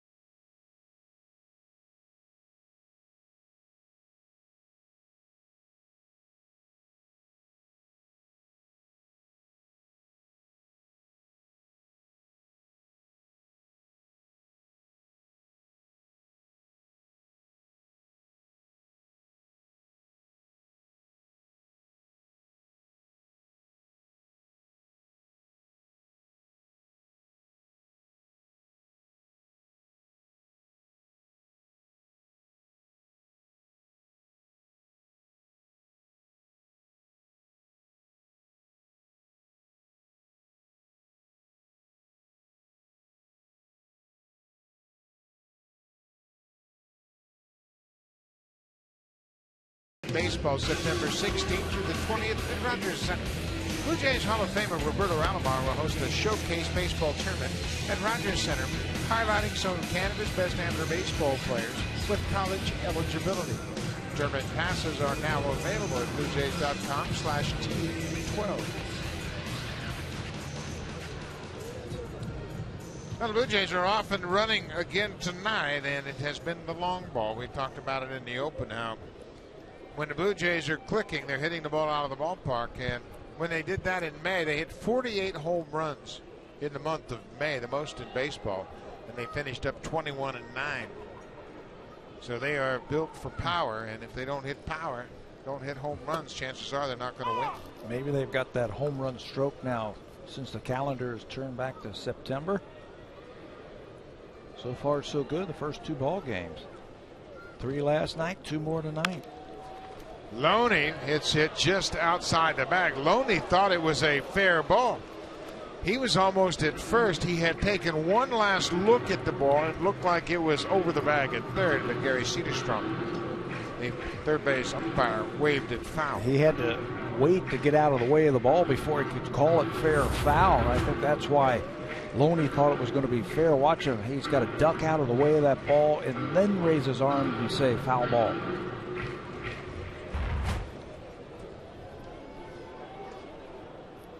.43 multi-hit games for Loney this year, which leads the team. He's a good player. He's a good player that was rewarded with a nice 3-year contract. And of course, Tampa Bay has to be very careful. They don't have a lot of money to spend, and they got to spend it wisely. There's another foul into the seats. There was a story in the local newspapers today about the Rays and the area trying to get together and find a new site for a new ballpark. There have been many suggestions, and most of them are across the bay in Tampa and Hillsborough County. That's been going on for a while, though, hasn't it? Yeah, it's been really 6-7 years now they've been talking about it. And the Rays have a lease in this ballpark that lasts, I believe, to 2027. And, of course, it's always been a challenge to attract fans here. You certainly can't blame the product on the field. No. They have been very competitive now for about 6 years. I mean, really competitive. And the excitement that they have brought to this area, baseball, some of the best games that we have seen over the years have been right here. Well, they went to the World Series in 2008 as they won the American League Championship. They won the AL East in 2010. They were a wild card team in 2011 and a wild card team in 2013. And, of course, that great game number 162 where they were down, 9-0 to the Yankees and came back and won it. Came back. Speaking of comebacks, how about Marcus Stroman coming back all the way to strike out James Loney for the first time here in the 5th? That ball had some funny movement. There's the white seat down the right field line. That's the spot that Dan Johnson hit to send that game, tie that ball game up against the Yankees, send it an extra inning. Dan Johnson back now with the Blue Jays. Right down the right field line, late in that game that you were just talking about, 162. Then Longoria won it with a walk-off home run and propelled them into the postseason. Yeah, they're not used to a season like this, as Joe Maddon's done a terrific job since he's taken over as the manager.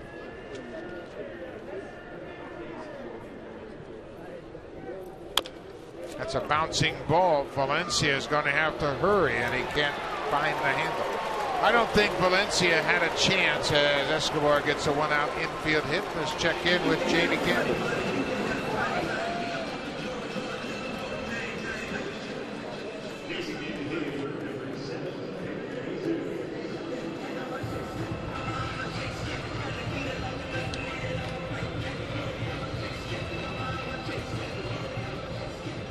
And of course, so many great baseball games going on in both leagues with playoff implications across the board for not only the division leads, but for the wild card berth. Danny Valencia was playing deep with Yunel Escobar at the plate. Even if he comes up with this one clean, I don't think he was going to be able to get enough on that to get Escobar at first base, so it's an infield hit. And there's another base hit. Escobar will stop at second as David DeJesus. It's a sharp single up the middle. DeJesus has hit the ball hard twice tonight. Robbed his first time up by Jose Bautista in right field and didn't waste any time. This time a first pitch fastball right back through the middle. He missed a lot of time with a broken wrist or a broken hand. So he is just getting back in the lineup now. He was activated on Monday. Wouldn't you know it, he got hit on that left hand in the first game of this series by a knuckleball from R.A. Dickey. Molina hits it sharply. This should be two. Reyes at second. Plenty of time to double up Molina. So the Blue Jays turn their second double play of the night. That ends the fifth. Molina hit it sharply, but right to the second baseman, Ryan Goins. Goins knows he's got plenty of time. The long toss to Reyes, who takes his time to double up Jose Molina. We'll go to the sixth. The Blue Jays with a 6-0 lead behind Marcus Stroman.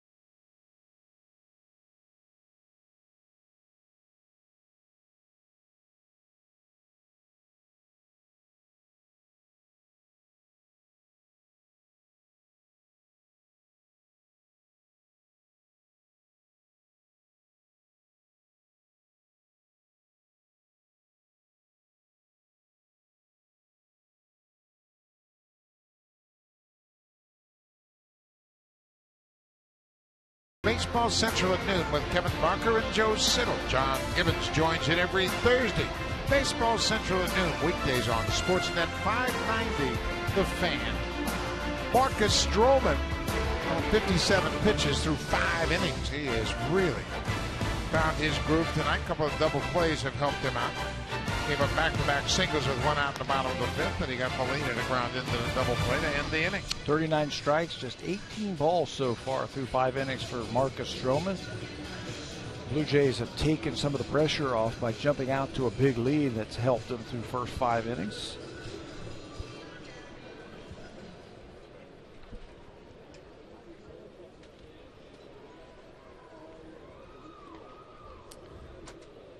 Ryan Goins started that inning-ending double play, and he will start things off with the bat. Takes one upstairs from Chris Archer.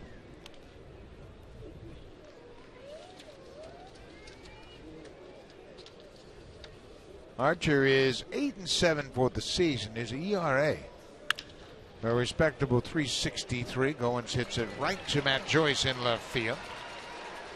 He is 0 for 3. That's a good sign, though, taking that pitch away from him, shooting it the other way. How do you convince a young player that's a good sign? He wants some hits. Well, sure. You're going to get a lot of hits if you continue to be able to cover that outside part of the plate like that. They'll start falling. You just have to trust yourself that a good approach at the plate is going to get you some base hits. Kirby Yates appears to be ready in the Rays bullpen.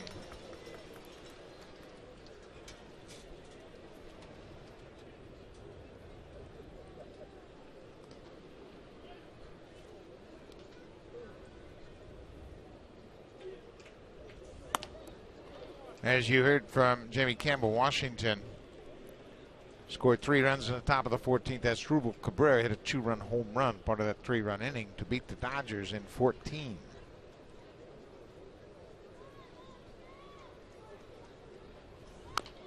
Little chopper out in front of home. Molina bare hands it, throws to first. 2 down.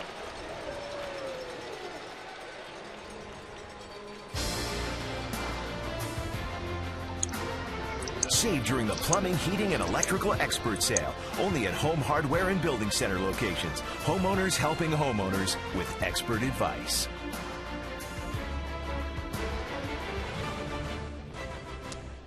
Tropicana Field outside, it seems as though things have calmed down. There was quite a thunderstorm here that lasted probably an hour. And we had some problems with the electricity. Lights went out. Had a 30-minute delay in this ball game. And if you're wondering why they're just playing in the 6th inning, we had that long delay. We had that delay. We had the delay as they took a look at the home run from Edwin Encarnacion. That took some time.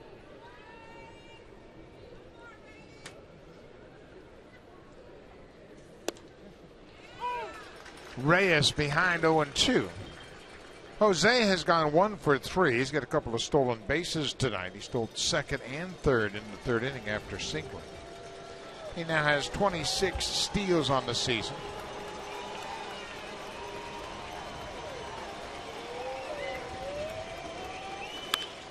There's a drive, and that's going to get down and go all the way into the alley. It gets past Myers, and Reyes is headed for 3rd. Kiermaier falls down when he throws it back to the infield, but Reyes with a stand-up triple. His 4th triple of the season. His 2nd hit of the night. That is not a very good 0-2 pitch right there. That is right down Broadway, right where Jose Reyes likes it. He says, thank you very much, and he splits the gap in the outfield. By the time Kiermaier runs it down and gets it back in, Jose's got another triple. But you all go back, you go all the way back to the execution on the 0-2 pitch.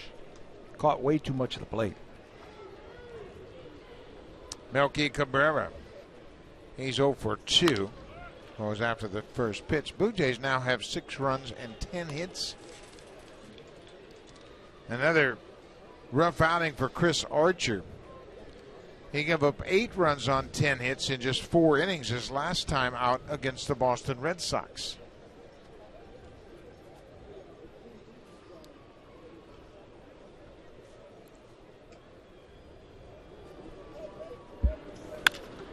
Cabrera hits it hard to left field. Joyce backs up and makes the catch.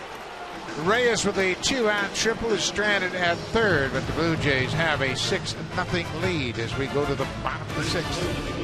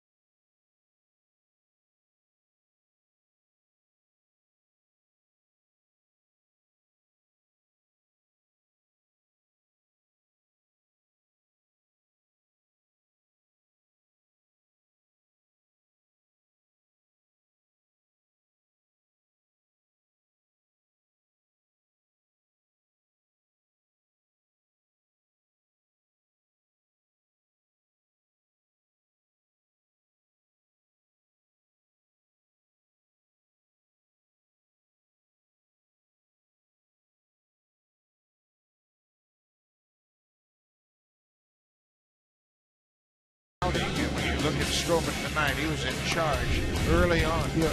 for young players and young pitchers especially, you want to see that consistency from start to start. Last time out against Boston, he pitched into the 8th inning, but he threw 112 pitches and gave up 1 earned run. Well, what is he going to do tonight after that? I think he's been very sharp. This double play ended last inning and got him into the books. 5 innings with the lead, so he is in line for the win.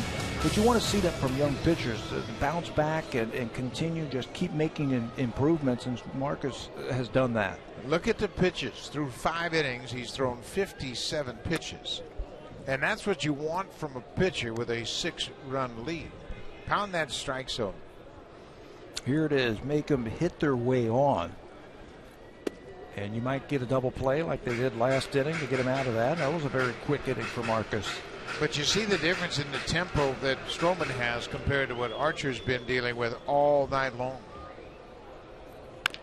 There's a bouncing ball. Should be an easy play for Valencia. It is. Kiermaier is retired, 1 down.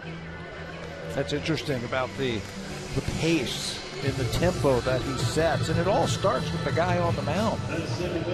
He gets it. He doesn't stray too far from that pitching rubber and keeps the pressure on the Rays.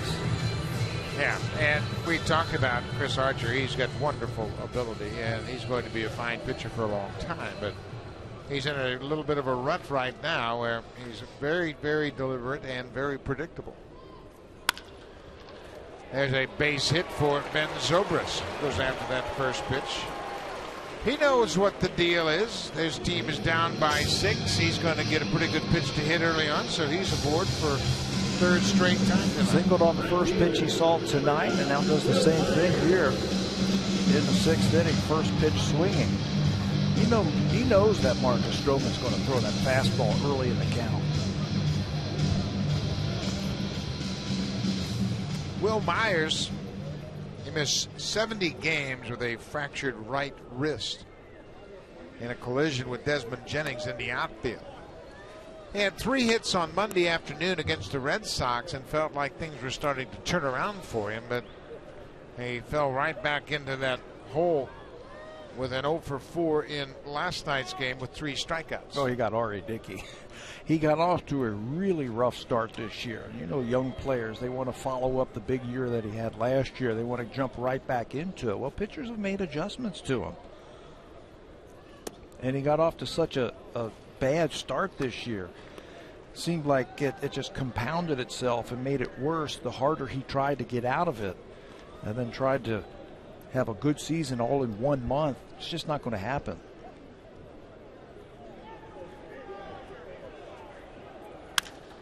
There's a drive to right. Bautista backing up. He reaches up and makes a fine running catch. Myers hit it good, but Bautista ran it down. That's the glimpse of talent that you see from Will Myers. He can power the ball out of any part of the ballpark.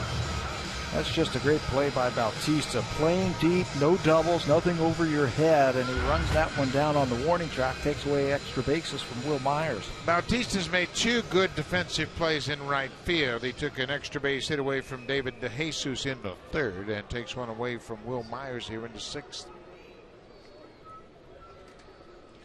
Matt Joyce is 0 for 2. Matt Joyce started out with the Tigers. He was a 12th round pick of Detroit in 2005. He was traded here to Tampa Bay in exchange for Edwin Jackson in December of 2008. A little bit of irony in that Edwin Jackson returned pitching for Arizona and throwing no-hitter right here against his former team.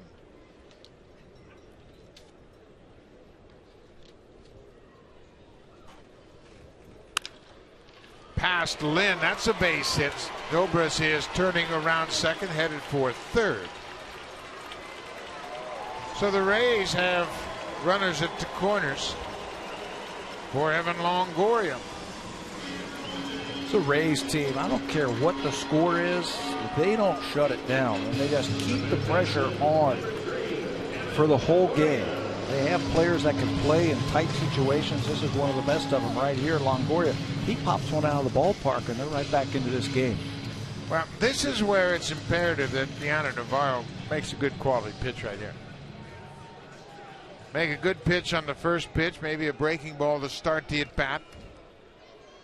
Of course, Longoria is looking for a first pitch fastball, and he gets it.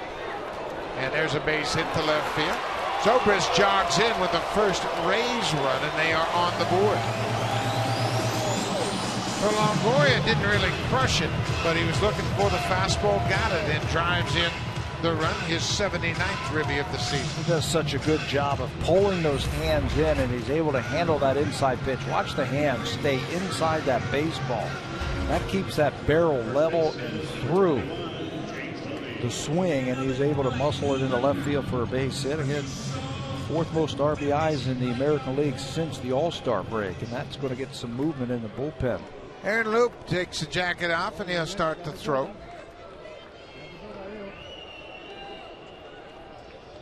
James Loney struck out his last time up. There's a first pitch swing under the glove of Goins.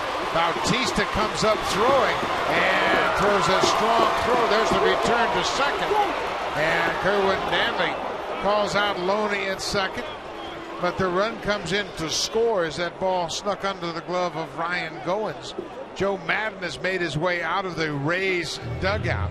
Looks like he's going to contest the call at second base. He continues to look back in to see if he can get confirmation that he should ask for the review. So the inning is still not officially over. And Joe Madden says, I want to look at it. Did he make the tag on Loney? The throw to Reyes, he's going to swipe tag him. And it ends up being a high tag, and, you know, this could get overturned right here. Yeah, it was interesting. Kerwin Danley, the second base umpire, didn't have a great position to make that call. He was blocked out by the base runner and couldn't really see the glove making contact with Loney. The throw looked like it beat Loney to the bag, but the swipe tag by Reyes, watch as he goes down. It's a high tag. He doesn't get it in front of the bag, and I think Loney's going to be safe. But you can see where the umpire was. He was blocked out by the base runner.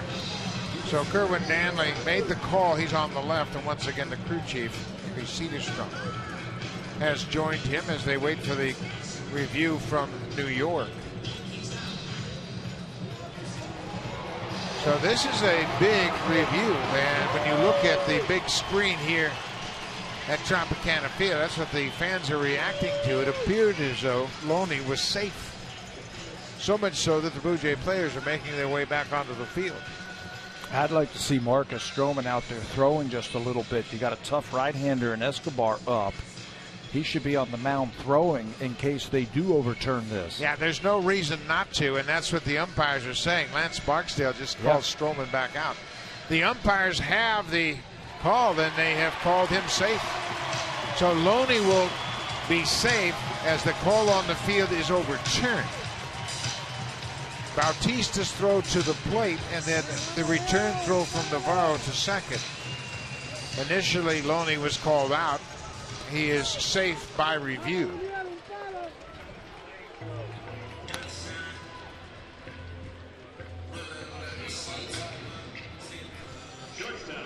Ball hit by Loney to the right side. It looked like Ryan Goins had this one corralled, but it just went underneath his glove. The ball stayed down. Bautista charging. Comes up throwing, but they're not going to get the runner at the plate. Navarro throws back down to second base, and there's Loney just ahead of the tag, and that's a good call as they overturn it. So there are 2 runs in. Escobar hacking at that first pitch, and we told that everybody stepping to the plate's looking for that first pitch. You got to make a better quality pitch. It happened with Longoria. It happened with Loney. Longoria with an RBI single. Loney with the single. Also drove in a run. 6-2. Escobar bounces it to third. Foul ball called by Cederstrom. Third base umpire called it foul.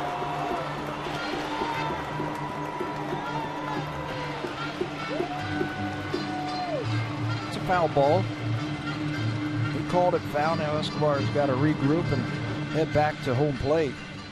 He thought he had himself an infield hit and an RBI. You can see Valencia in foul territory when he catches that ball. And where the ball is, it's clearly foul. So Escobar is behind 0-2. Complexion of this game changed dramatically in this inning.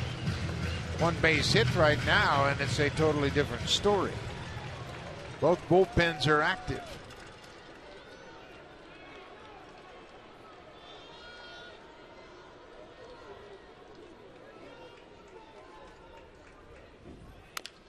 Another breaking ball, and it's bounced foul. That is Aaron Loop getting set. David Jesus is on deck, and Marcus Stroman has only thrown 71 pitches. But John Gibbons might feel he needs the matchup of the left-hander depending on what Escobar does. Well, of course, the Rays have a full complement of right-handed bats. I mean, they have plenty of guys to choose from. John Rodriguez has been a terrific bat off the bench for them. Brendan Guyer, Logan Forsythe. Now it's a 2-2 count.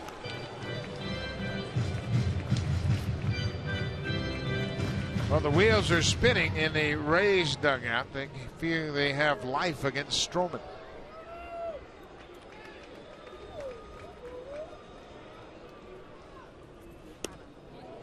Now it's a full count.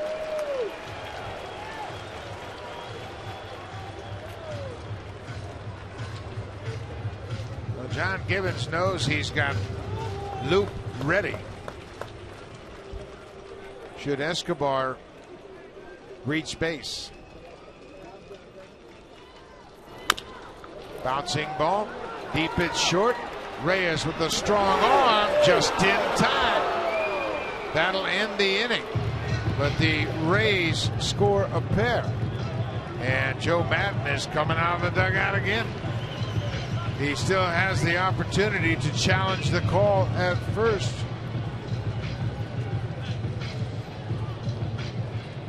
Lance Barksdale made the call. Bang, bang at first. Reyes with that strong arm appeared to throw out Yunel Escobar. Totally within the rights to come out there and challenge every single call and then decide if they want to challenge it or not. And he says no, and now the game will continue. So Escobar is out. The Rays score 2 and leave 2. We'll go to the 7th. Blue Jays have a 6-2 lead.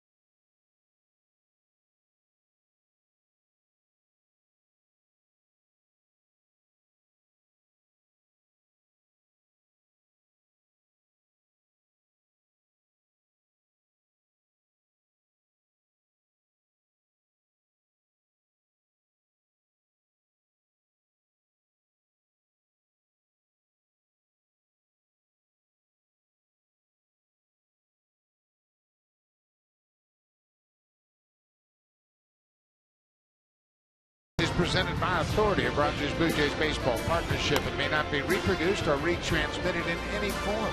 And the accounts and descriptions of this game may not be disseminated without the express written consent of Rogers Blue Jays Baseball Partnership. We move to the 7th inning, and Chris Archer is out of the ballgame. New pitcher is Kirby Yates, making his 31st appearance of the season. Yates was a closer at Durham. He was 16 for 16 in save opportunities in AAA this season. Before his call-up, there are his numbers: 0-2, 330 earned run average, signed as an undrafted free agent back in 2009. Right-hander, 36 strikeouts and just 10 walks, but he has been known to give up the long ball. Giving up 4 home runs so far this season in 30 innings.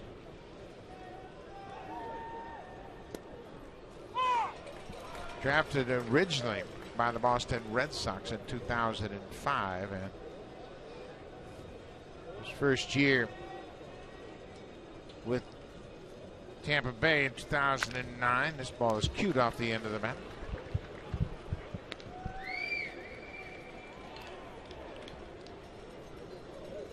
Jose Bautista singled and scored in the 5th. He scored on the 2-run home run by Edwin Encarnacion. 6-2 Blue Jays. They've out-hit the Rays 10-7. And the Jays have hit 2 more home runs tonight. Gianna Navarro with a 2-run homer in the 2nd. Edwin Encarnacion a 2-run shot in the 5th. Looking around baseball, the scoreboard obviously very much in play when you're in September. Blue Jays still have aspirations of going to the postseason.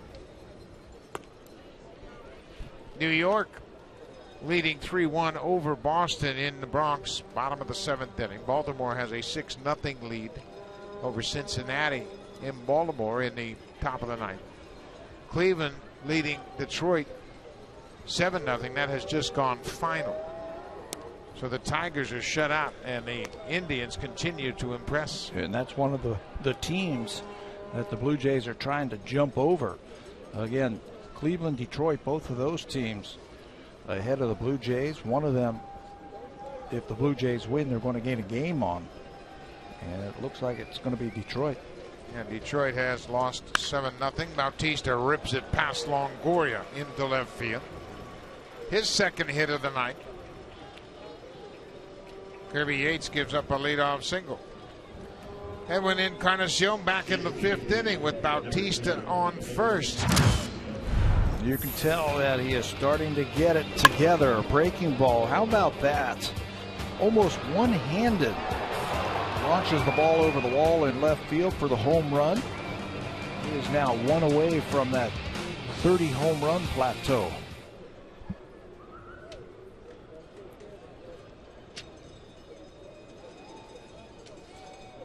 Encarnacion injured early in July, out for 6 weeks. Was on a pace to hit 45.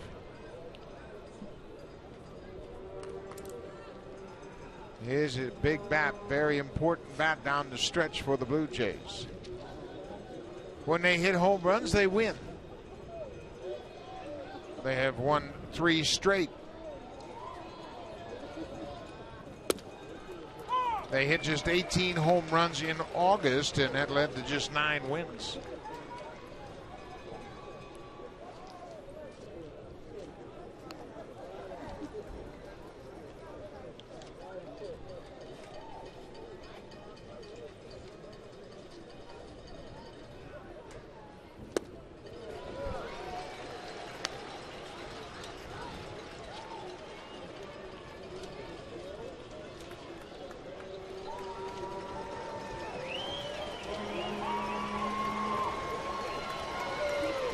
Blue Jays getting their first look at Kirby Yates.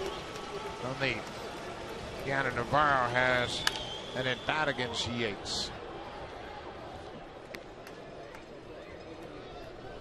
Encarnacion's bat is so important to this ball club, and you see in Blue Jay wins, Edwin has a .328 average, 37 extra base hits, RBIs, everything is positive, and if he doesn't come through, they don't win. Everything is almost double.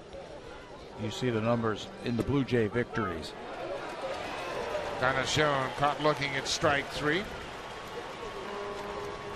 Yates with the first out here in the 7th. Caught him guessing that he was going to throw a breaking ball, and he crossed him up and threw a fastball. It wasn't that hard, low 90s, but right at the knees.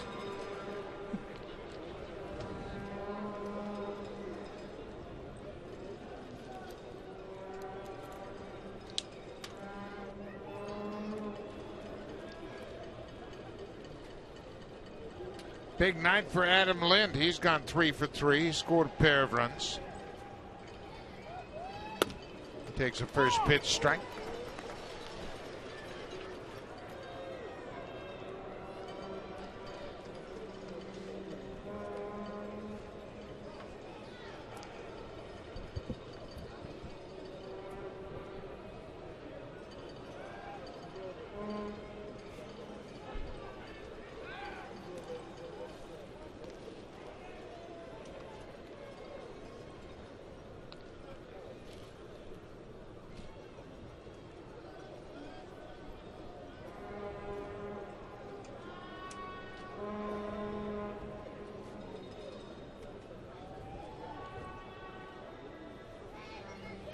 Boy, he had a good rip. He has been swinging the bat well all night long.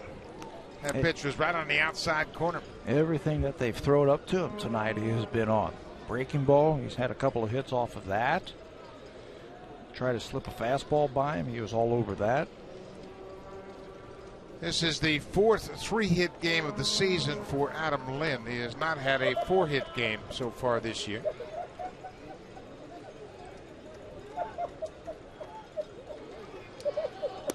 Way inside. Just barely got out of the way. 1-2. Marcus Stroman may be out of this game.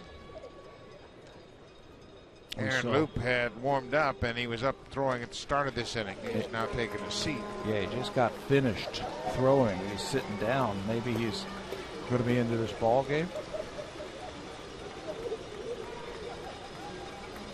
Stroman only has 76 pitches. Yeah. That last inning was a little bit stressful as the Rays touched him up for a couple of runs. He gave up 4 hits in the inning and was able to leave a pair.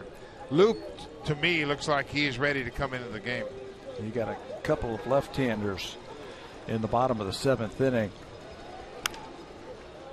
But I'd just as soon keep all those right-handers on the bench for the Tampa Bay Rays. Drummond doesn't appear as though he has been told that he's not going back out there, but it'll be interesting. I believe, just what I see, that I think Loop's coming into the game. 2 balls and 2 strikes. Now it's a full count. Blue Jays had a 6-0 lead. Tampa Bay scored 2 in the bottom of the 6th. It's now 6-2.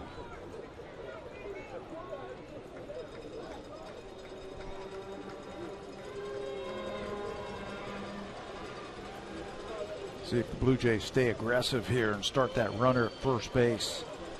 There goes Bautista. The ball is just foul outside of first. Indeed, they started the runner. Yeah, I like that. I like staying aggressive when you've got a lead like this. Don't sit back and wait for something to happen. Make something happen. What you're doing as a manager, you're gambling that Lind is going to make contact, and he's made solid contact tonight. You start that runner at first base, maybe you can get him to score on a double.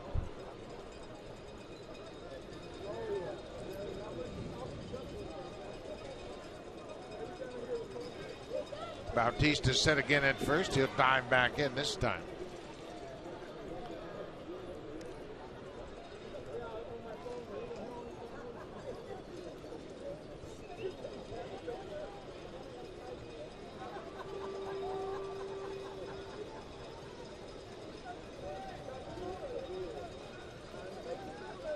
There goes the runner.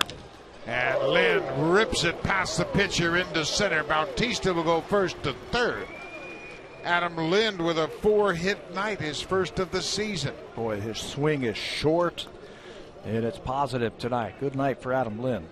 The drive of the game is brought to you by the all-new 2015 Acura TLX. Experience the thrill at your local Acura dealer. It's the official vehicle of the Toronto Blue Jays. Well, it can only be Deanna Navarro in the 2nd inning after a single by Adam Lind. He's going to take this breaking ball from Chris Archer and smoke it into the seats in right field. Got the Blue Jays going there with that home run. Yeah, Navarro's got the drive of the game. This has been a tough part of the lineup for Tampa Bay tonight. Lind has 4 singles. Navarro has that home run, a single, and a walk. They've been on base all 7 times they've come to the plate. That's why Jim Hickey's out to the mound to talk to Kirby Yates, trying to give him some help. Well, I love the idea that they start the runner there. That single, if they don't start the runner, Bautista's at second base. But they start the runner, they stay aggressive, he makes it to third base, and now a long fly ball. We'll get another add-on run. Blue Jays have had 2 sacrifice flies tonight. One off the bat of Danny Valencia, another off the bat of Melky Cabrera.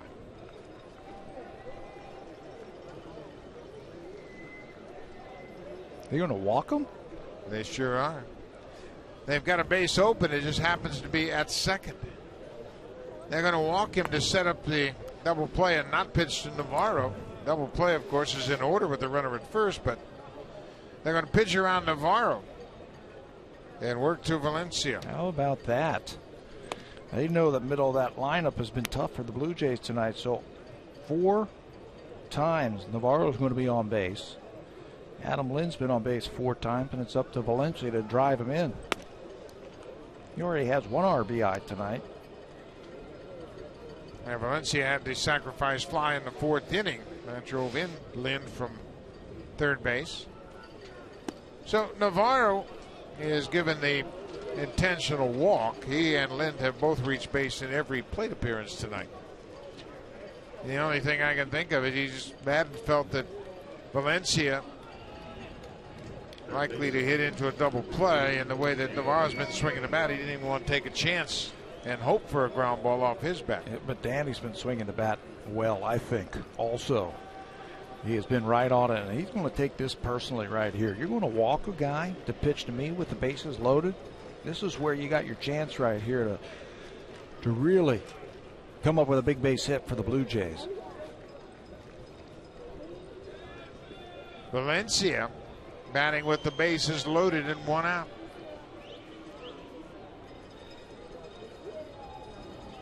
Way outside, not close.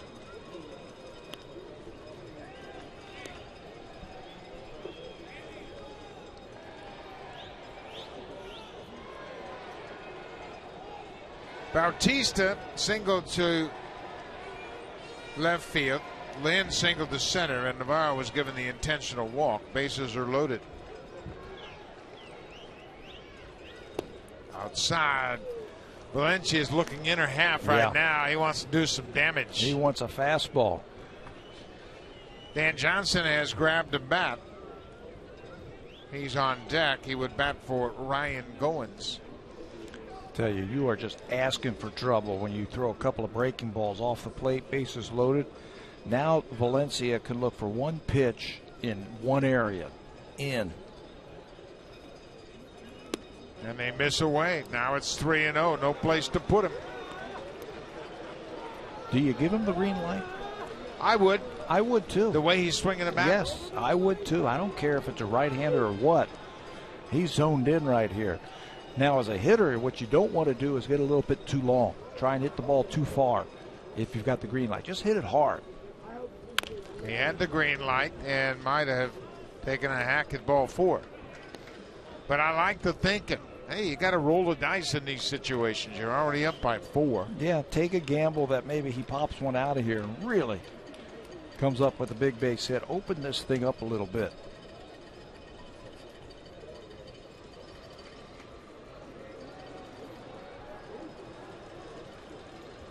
Valencia now with another hitter's count. It's 3-1.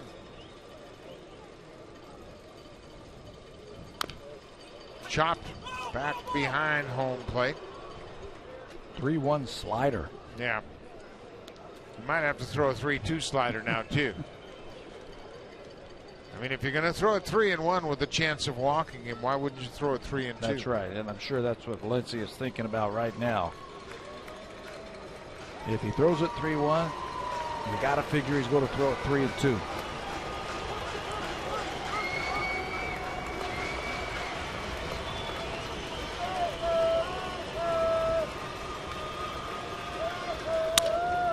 a drive down the left side, and that's going to reach the seats out of play. See, he's still quick enough inside to turn on that fastball. He was covering that outside part of the plate just in case the pitcher threw him a slider, and he threw him a fastball inside, and he's still quick enough, and he still pulled it down the left field line. Watch him. Watch how quickly the hands come through. No stride whatsoever. Full count, 1 out. Bases still loaded. Blue Jays trying to add to their lead.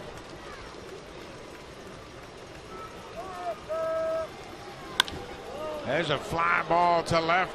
Joyce hustling back at the wall, at the track. He makes the catch. Bautista tags. He's headed for home. Lind will get to third standing up, and Valencia has his second sacrifice fly of the night. Good job by Danny Valencia, just putting the ball in play deep to left field to chase home Bautista. Boy, and he just missed that ball. He was still quick enough on the inner half, and he just missed it. Sent Joyce all the way to the wall. And with the Blue Jays scoring a run, Dan Johnson's been pulled back. Now keep the defense in the game with Ryan Goins, and he'll hit. And you know he really wants to come through with a hit with 2 outs. It's a 7-2 Blue Jays lead. Goins stung the ball his last time up as he lined out to left field. He had a triple in last night's game in his only at bat, drove in a run.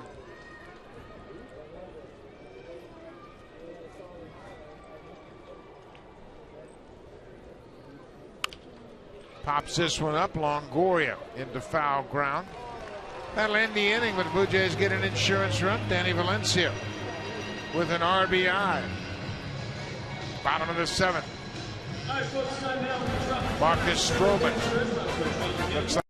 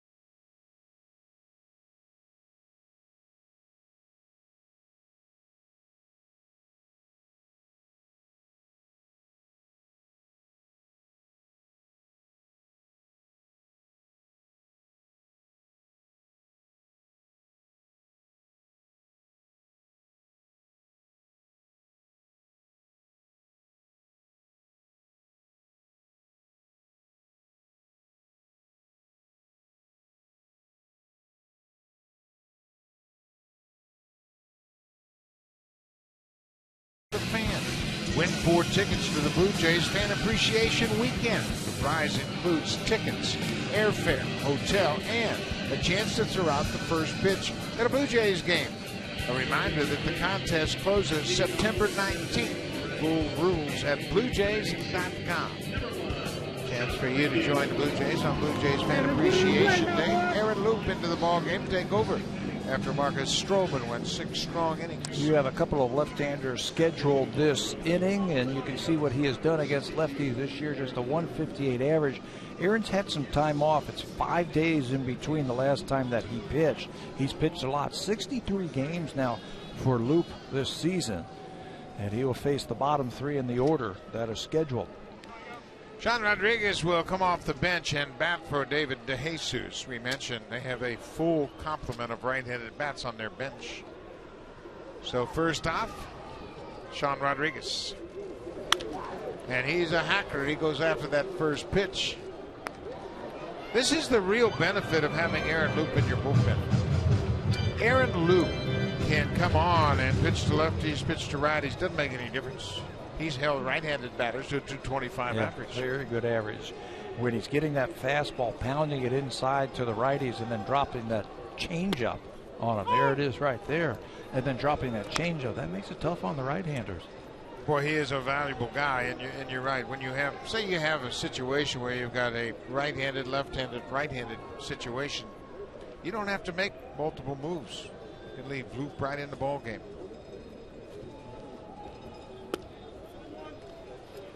We talked earlier about the rundown and the highlight of how the Blue Jays bullpen needs to be revamped, and obviously they've got a lot of work to do, but I think this is a guy you can count on.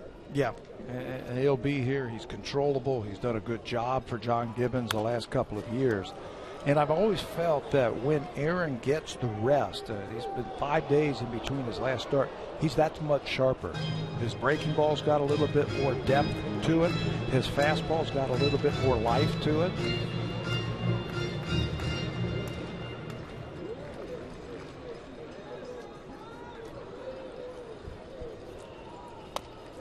And there's that changeup, and Rodriguez strikes out. First strikeout for Loup. One down here in the bottom of the seventh.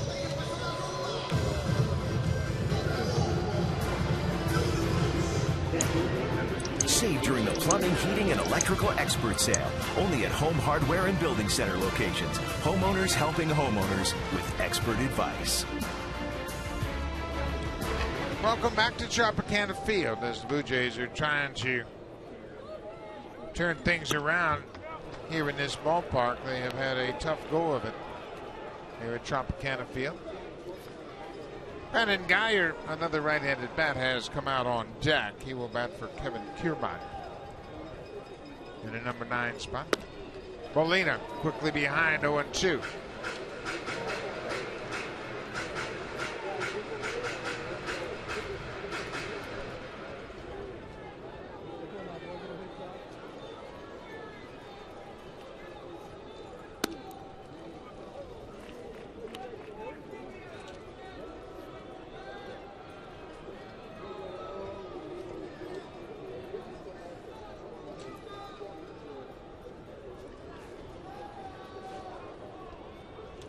Inside. The Blue Jays are trying to snap a long streak of losing series here in Tropicana Field. 22 straight unbeaten home series where the Rays have not lost a series to the Blue Jays here in this ballpark. The Jays are 0-20-2. They have split 2 series. They've lost 20 series, haven't won a series here. First time since 2006. That was the last time they won a series. They win this game, and they're guaranteed winning this series. 8 seasons.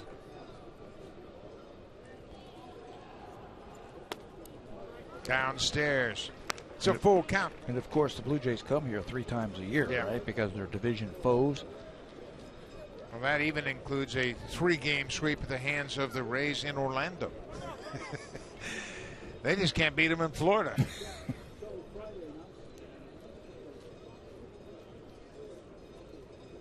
Since the Rays changed their name from Devil Rays to Rays in 2008, they have worn out the Blue Jays.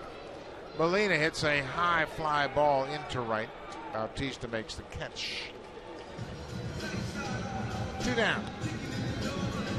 Marcus Stroman in line for the win. It would be his 9th win of the season. 6 strong innings, and it was even more dominant than the line might suggest. Yeah, I thought he threw the ball really well. He had to battle through that delay with the lighting.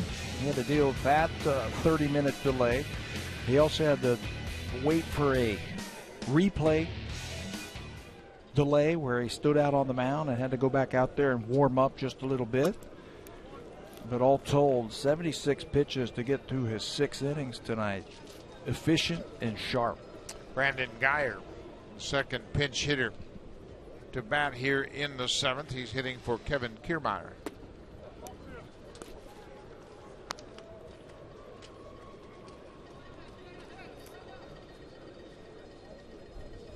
Aaron Sanchez is beginning to go through the process of warming up as Geyer fouls it back. Sanchez worked an inning in last night's game, 3 up, 3 down. He had a strikeout.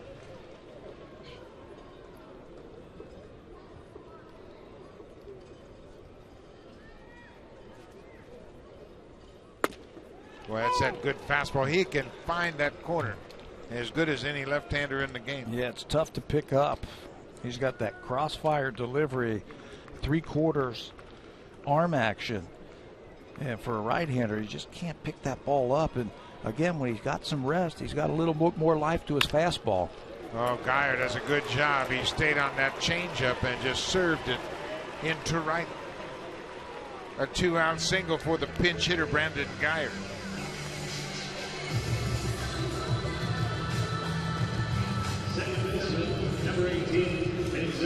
So that'll turn the lineup over, and with that, Pete Walker is making the slow walk out of the Blue Jays dugout. Ben Zobrist has been on base all 3 times. He singled in the first, walked in the fourth, singled and scored in the 6th. Interesting that Aaron Sanchez would be loosening up in this game. The Blue Jays have a 5-run cushion. We're in the 7th inning. But I would imagine John Gibbons is at the point where he can't mess around with games. Yeah, and what I'm thinking, it all makes sense. Pete Walker goes out to talk to Aaron Loup, give Aaron Sanchez a couple more minutes to warm up. If Loup loses Zobrist, he wants the right-hander to face the right-hander, and that's his only batter tonight because he threw a full inning yesterday. Yeah, and he might just use him to get out of this inning. Mm-hmm. And that's probably the thinking. Okay, if they keep this inning alive, I need somebody to put out the fire. And there's nobody that's doing it any better right now than Aaron Sanchez. That's right, with that big fastball. So he gets loose. He's starting to loosen up just a little bit quicker. You're not going to use any of the youngsters. You're not going to use Brandon Morrow in this situation, as he has just made the transition back to the bullpen. And he hasn't pitched since May 2nd in the big leagues. So Sanchez, he's the guy that's going to close out this inning if Tampa Bay rallies any deeper. But Loup can shut everything down right here. Ooh, he just about did it. Home plate umpire was teetering. Chris Siegel, the home plate umpire, looked like he wanted to shoot that arm in the air. Well, that third pitch, according to Pitch Tracker, was the best pitch of the at-bat. Look at that one. That caught more of the plate, according to that. There's a line drive in there right. Bautista with another terrific catch. That's 3 tonight. So the pitchers should take Bautista out to dinner. He has saved a couple of extra base hits and robbed the Rays of 3 base hits in right field tonight. Bautista, a defensive gem tonight. 3 different times he's taken hits away from the Rays. Pitchers getting a lot of support from the right fielder.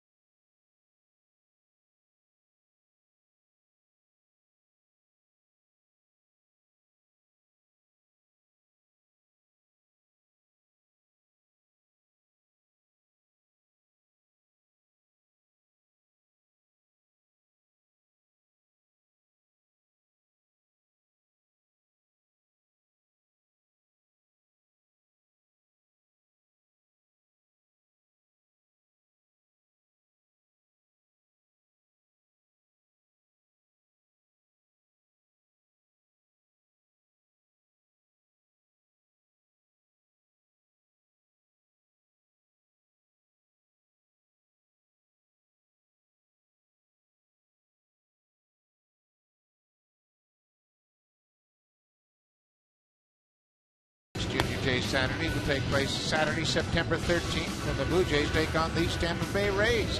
Game time is 1:07 p.m. There are special kids prize tickets in the 200 and 500 level outfield seats after the game. Kids 14 and under can run the bases just like the pros. So call the Blue Jays at 416-341-1234 or log on to BlueJays.com. This is a picture taken at 7:45 p.m. Eastern Time outside of Tropicana Field. And we heard all the thunder boomers going on with the lightning storm and everything else. And you can see it was a terrific storm. And it knocked us out of business for about 30 minutes as it knocked out some of the lights here at Tropicana Field. But that was a very ominous picture of that thunderstorm. Brandon Geyer pinch hit for the center fielder. He takes over defensively. New pitcher is Jeff Beliveau. Anthony Gose has a single. Now he fouls that one back. That picture, that was spooky looking. Yeah, it was a nasty storm, man. It lasted about an hour. And there were a couple times when it felt like the lightning hit directly on top of this stadium. That looked like a big wave that was washing over Tropicana Field.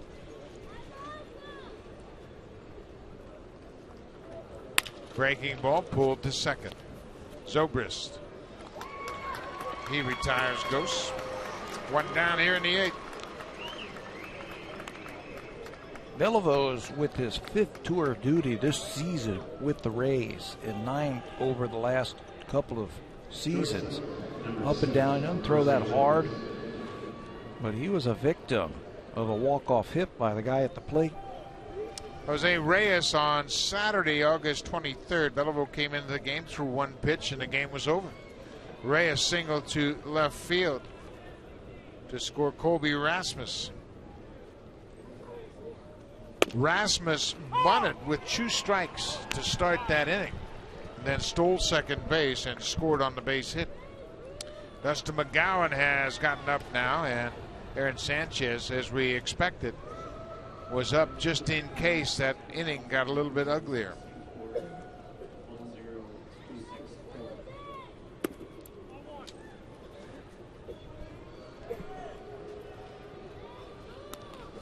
We're in the 8th inning, and if it seems a little bit later than normal, we had that 30-minute delay as the lights were knocked out here at Tropicana Field for a delay.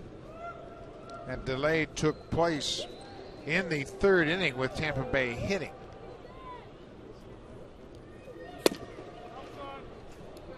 Jose Molina was at the plate, had 2 strikes on him. It was a 2-2 count. The game was halted, delayed for 30 minutes. Molina stepped back in 30 minutes later and took 1 pitch, and he was out.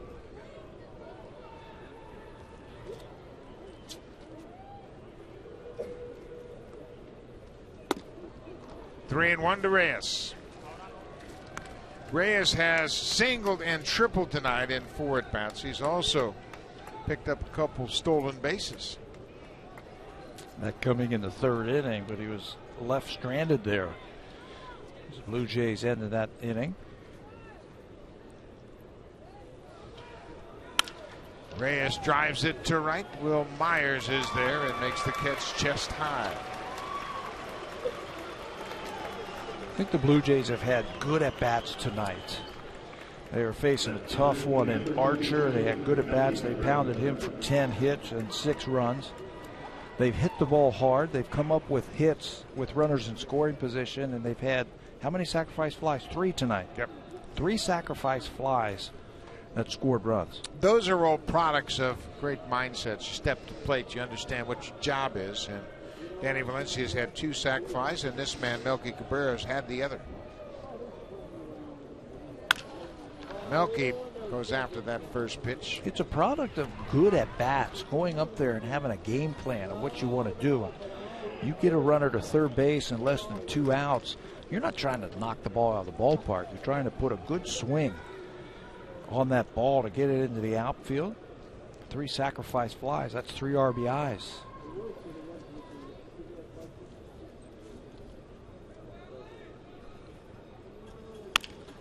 Ground ball to Hopper to third. Longoria across the diamond. Beliveau with a good inning. We will go to the bottom of the 8th. The Blue Jays lead it 7-2. Now it's time for a Blue Jays Central update. Here's Jamie Campbell and Greg Zahn. And congratulations to our winner for the Game 3.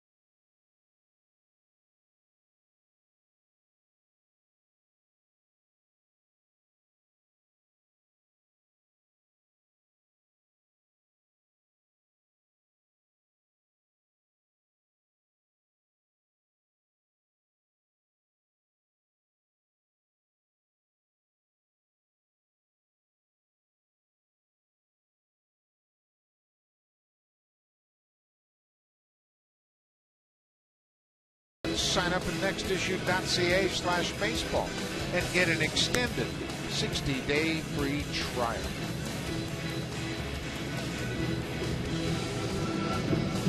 So the Blue Jays have a 7-2 lead, and we head to the bottom of the 8th inning, and a new pitcher in the game will be Dustin McGowan.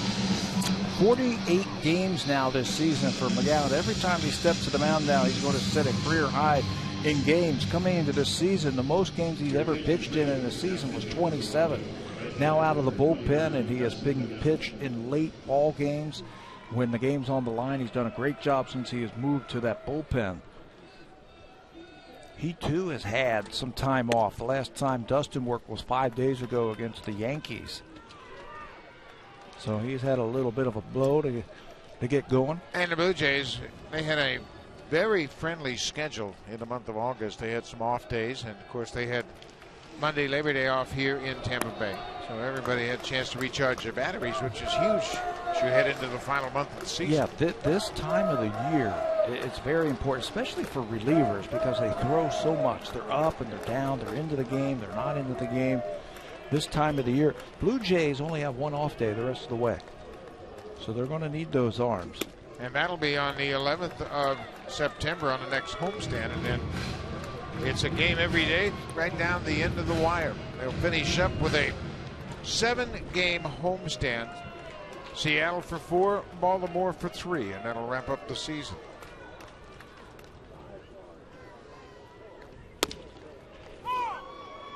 McGowan, after missing with the first 3 pitches, throws a strike to Will Myers. It's 3-1.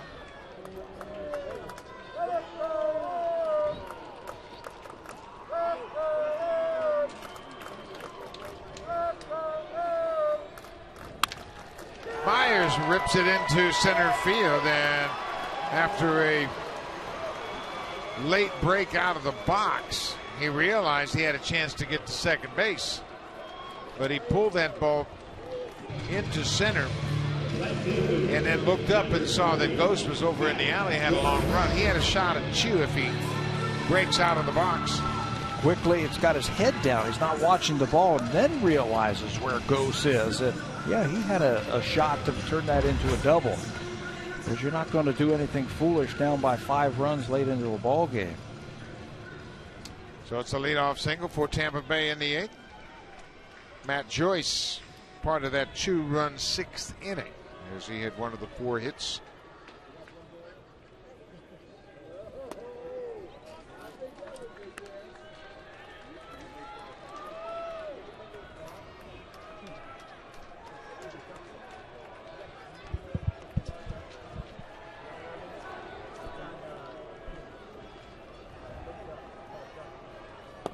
There's a strike. It's 1-1. Lots of great baseball going on. Seattle beat Oakland as Felix Hernandez improved to 14-5. John Lester dropped to 13-10. The Yankees beat Boston in New York. Hiroki Kuroda picking up the win. Kansas City has the lead over Texas. Houston has the lead over the Angels. Baltimore, they scored 4 in the first and never looked back as they beat Cincinnati.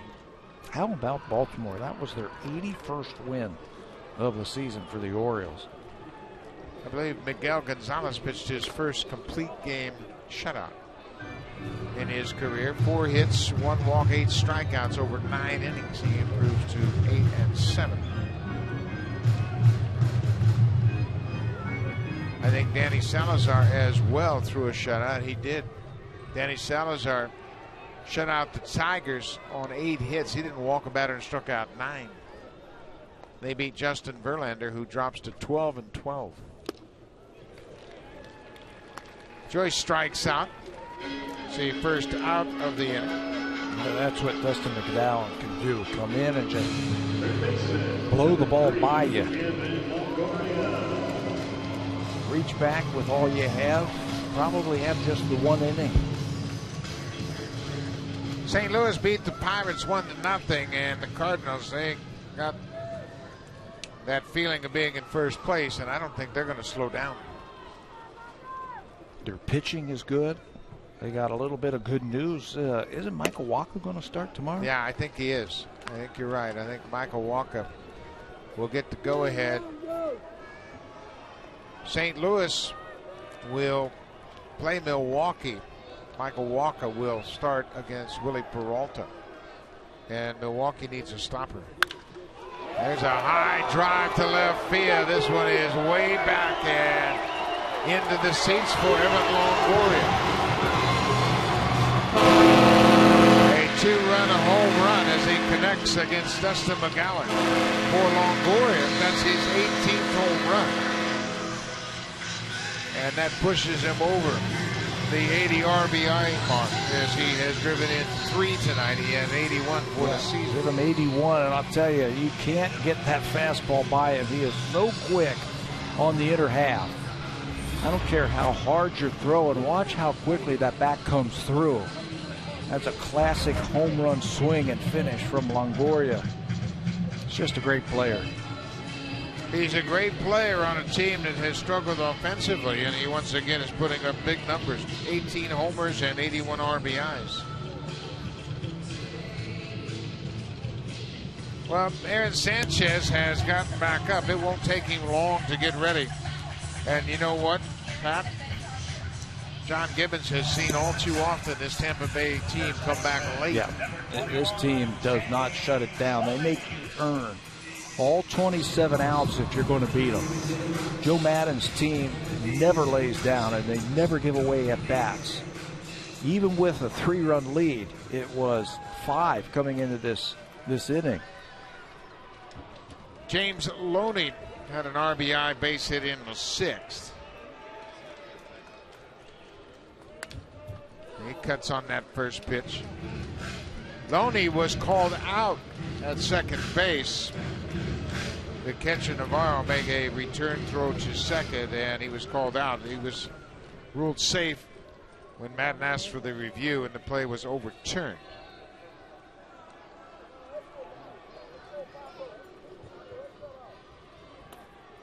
Changeup, and Loney checked. Ball and a strike. Tampa Bay now has 10 hits.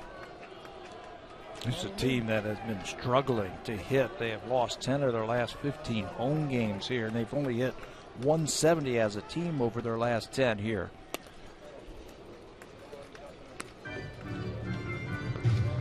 Yeah, this has always been their home field advantage up until this season.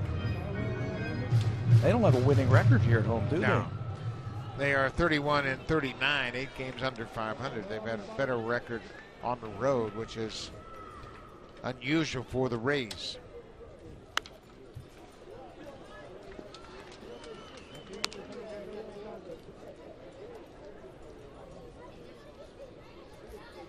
Joe Madden never gives up. He's searching that matchup sheet, seeing if he can't come up with something to get the Rays back in this game. They only trail by 3. 2 balls and 2 strikes to James Loney. Dave Martinez, his name has been mentioned with the opening in Houston as a potential candidate. He has interviewed for managerial openings in the past. Ground ball, Lind at first. He'll go to the bag, and that'll retire Loney.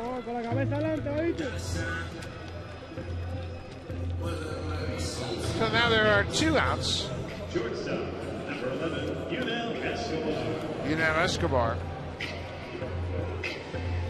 has an infield hit that came back in the 5th inning. He was gone 1 for 3. Both bullpens are active as Sanchez is up for the Blue Jays. Grant Balfour is up for the Rays.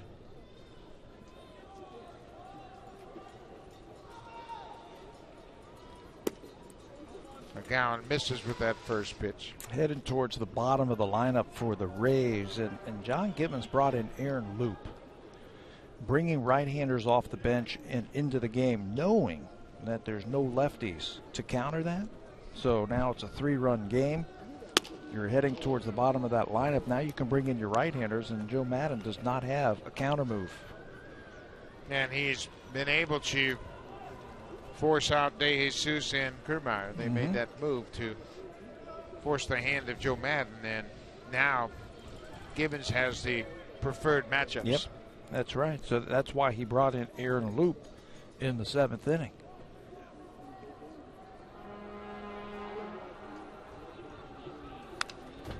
Escobar with a big cut, fouls it straight back.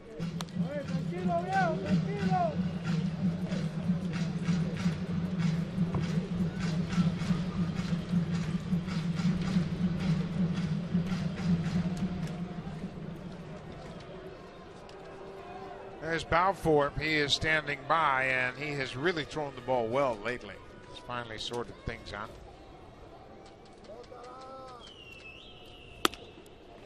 Three and 1. Sean Rodriguez is on deck. He entered the game as a pinch hitter in the 7th and struck out against Aaron Loop. He's in the DH spot.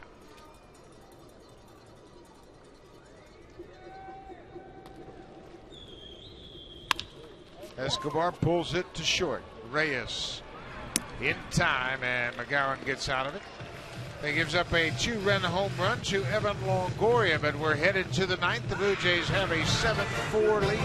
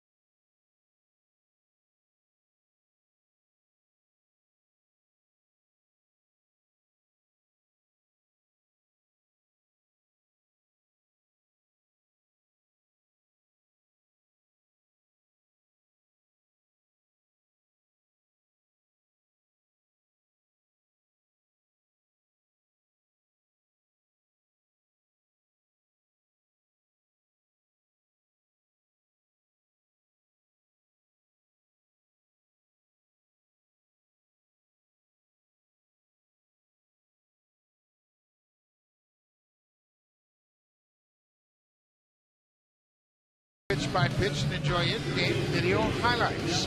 The app is available on the iPhone, iPad, iPod, Android, and BlackBerry. Season-long subscription packages are available. Visit BlueJays.com for more details. No matter how big the crowd is or how small the crowd is, there's always Blue Jay fans in attendance when the Jays are on the road. And that lucky fan looked like he got himself a baseball, a souvenir of his trip to Tropicana Field. Blue Jays are trying to win this series.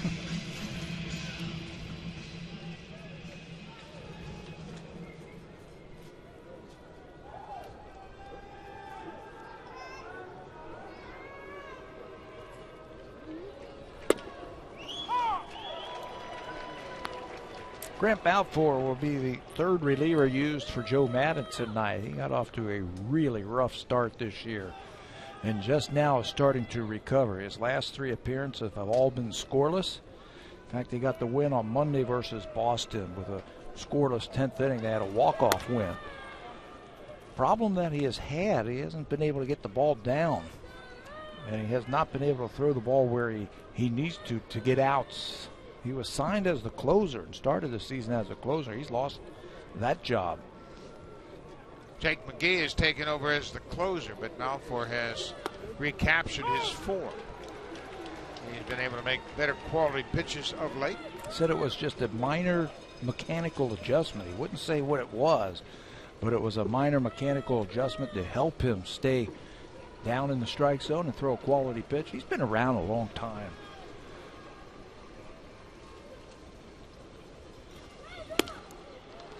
Balfour signed as a free agent, and he had a terrific run with Oakland last couple of years. Remember when he signed with Baltimore? Yeah, how about that? In the offseason? And then he was examined for his physical, and Baltimore rejected the physical. And Balfour insisted there was nothing wrong. Bautista strikes out. That's the first out of the top of the ninth. Looked like he took a little something off that pitch and had Jose out front just a little bit. Jose's going to finish 2 for 5 tonight.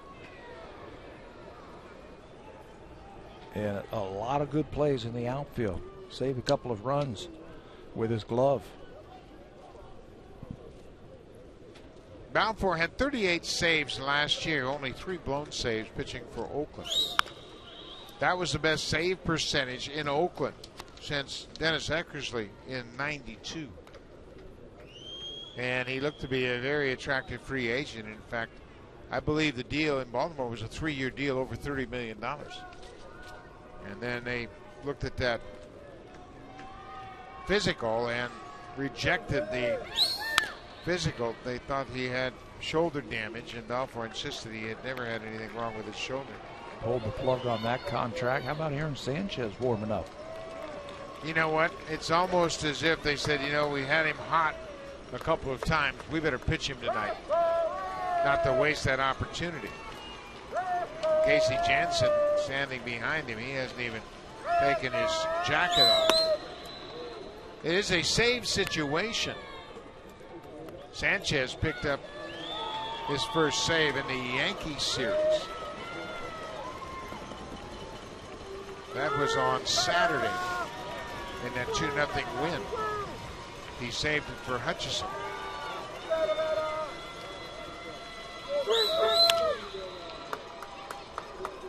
And Encarnacion stays alive. He reached for that pitch. It was down and away, and you can see Balfour's got pretty good command of his pitches now. Staying on top of the ball and driving it down now in the strike zone.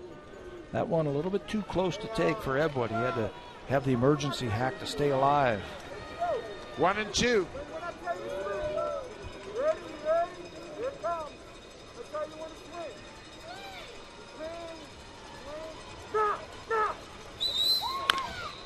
Another off-speed pitch, and Encarnacion stays alive.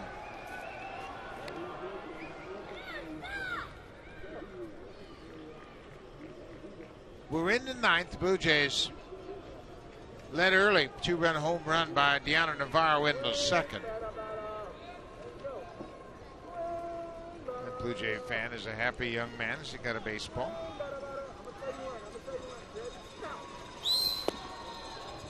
Now it's 2-2.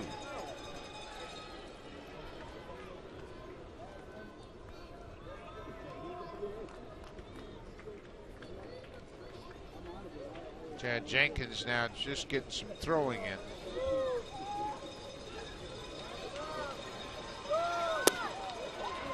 Good take by Encarnacion. It's a full count. Edwin homered in the 5th. Blue Jays hit 2 home runs tonight. We mentioned Navarro, and then Edwin had a 2-run homer. His 29th home run came in the 5th inning. That was Archer. That was a big hit. I thought really opened this game up for the Blue Jays. Put them up 6-0. Encarnacion's having a good at bat. Balfour's made some good pitches on him. Boy, this has been a good sign for the Blue Jays. The 4 walks in the game last night for Edwin, and then the home run tonight. Balfour can't put him away.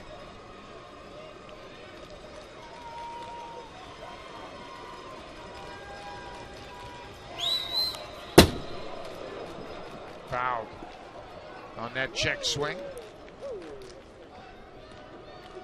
Long at bats for Encarnacion. He had some long at bats last night to go with those 4 base on balls, and now he just tries to get out of the way, and the ball's fouled off. If he throws him a breaking ball for a strike, he might hit it 9 miles.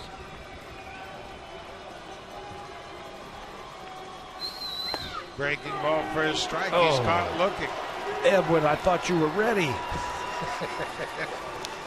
He got a breaking ball, but he couldn't pull the trigger as Balfour strikes him out. Boy, how many times have we seen Edwin take that ball right there out of the ballpark? Well, he got a pretty good pitch to hit. Yeah. It's belt high, breaking ball just on the outer part of the plate.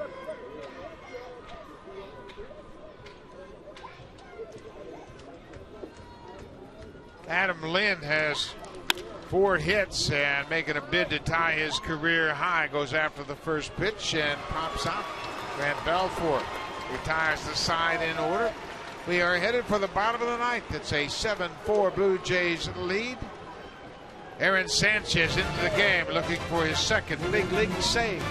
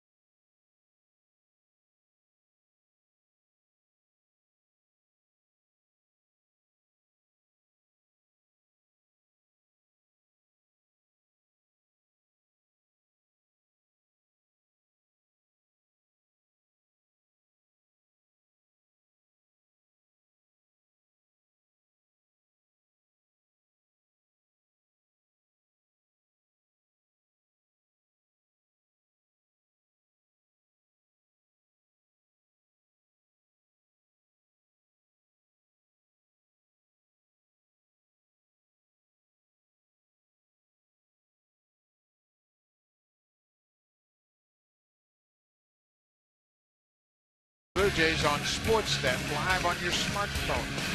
Visit RogersAnyPlaceTV.com/sports to get started. Well, the fans trying to rally the home team as the Rays are down by 3. The new pitcher in the game is Aaron Sanchez. Sanchez coming on, as we mentioned, he had the save on Saturday against the Yankees at Padres Center, that 2-0 win over New York. He had him up a couple of times, may as well use him. Try and close out this ball game. 21 strikeouts, just 3 walks. He has shown a very good fastball with very good control. 2-1 with a 159 earned run average for Sanchez. 3-run game, so John Gibbons has gone to the defense, and Tolleson has come in to play third base. With that, third baseman Danny Valencia moves over and takes over for Lind at first base. New left fielder is Kevin Pillar taking over for Melky Cabrera. All in support of Aaron Sanchez, looking for his second big league save. Sean Rodriguez came in as a pinch hitter, goes after the first pitch and bounces it off home plate. Tolleson calls for it and called off Sanchez and made a good play. 1 pitch, 1 out here in the ninth. Well, that's what you like to see. That's that devastating fastball with great movement. All Rodriguez can do with it is just hit it right down off the top of home plate. 1 pitch, 1 out. Number 24, Ryan Hannigan.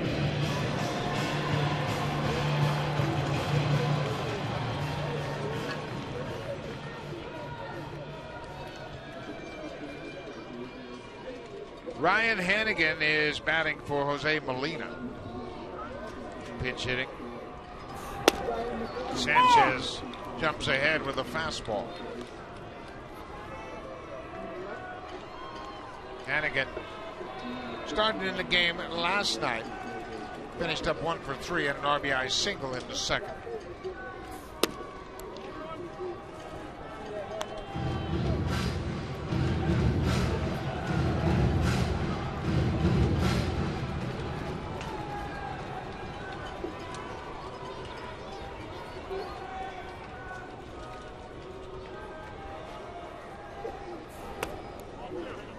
Sanchez pulled that ball well out of the zone. It's 2 balls and a strike.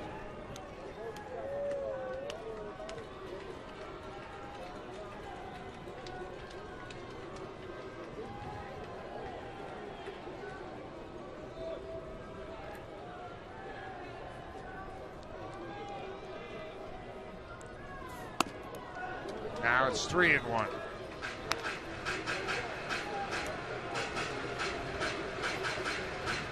Sanchez, all throughout the minor leagues, was reported to have control issues. We have not seen any of that here in the big leagues. Oh, what a nice play by Valencia. Defense has been on their toes tonight. Bautista's had a good game. So now with 2 outs, it's time for a preview of what's coming up next on Connected. Here's Ken Reed and Alonga Osback.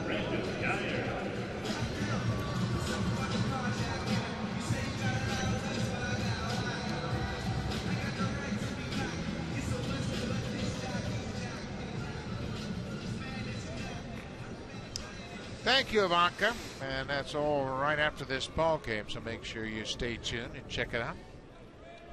The Rays are down to their final out.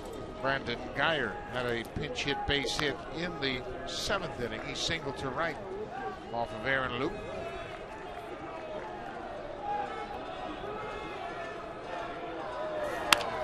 And here he lines one over the head of Goins into center field.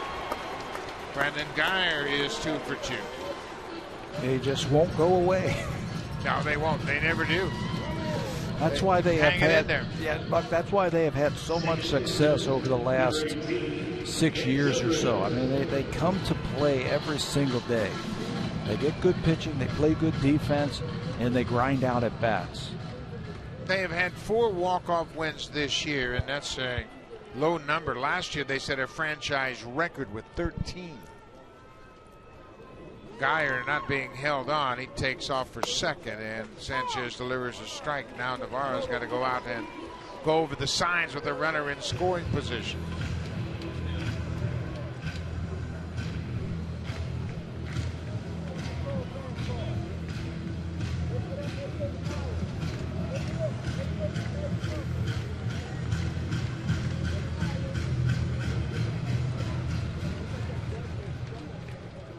Geyer is not rewarded with a stolen base. The defensive indifference allowed him to take second. Ben Zobrist has had 2 hits. Now Sanchez misses up and away. Like he tried to turn that ball over as Casey Jansen gets up and just now starts to throw. Yeah, you can see that he is really not cutting it loose just yet. He is aware there are 2 outs. Fouled straight back just underneath our booth. Picked it up late. Picked it up late. It was right at me.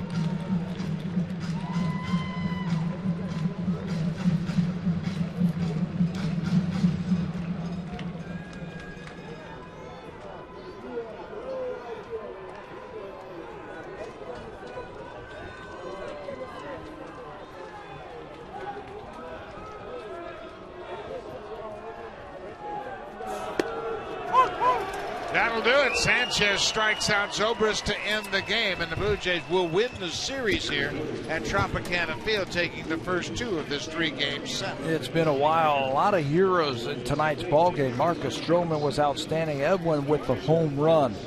His 29th. I thought Jose Bautista played great defense, inner defense for the Blue Jays. Very good. And Sanchez finishes it off with the strikeout. Blue Jays go for the sweep in tomorrow's ball game. Marcus Stroman improves to 9 wins as Bautista was terrific in the field. Lots of performers at the plate. Couple more home runs tonight. Navarro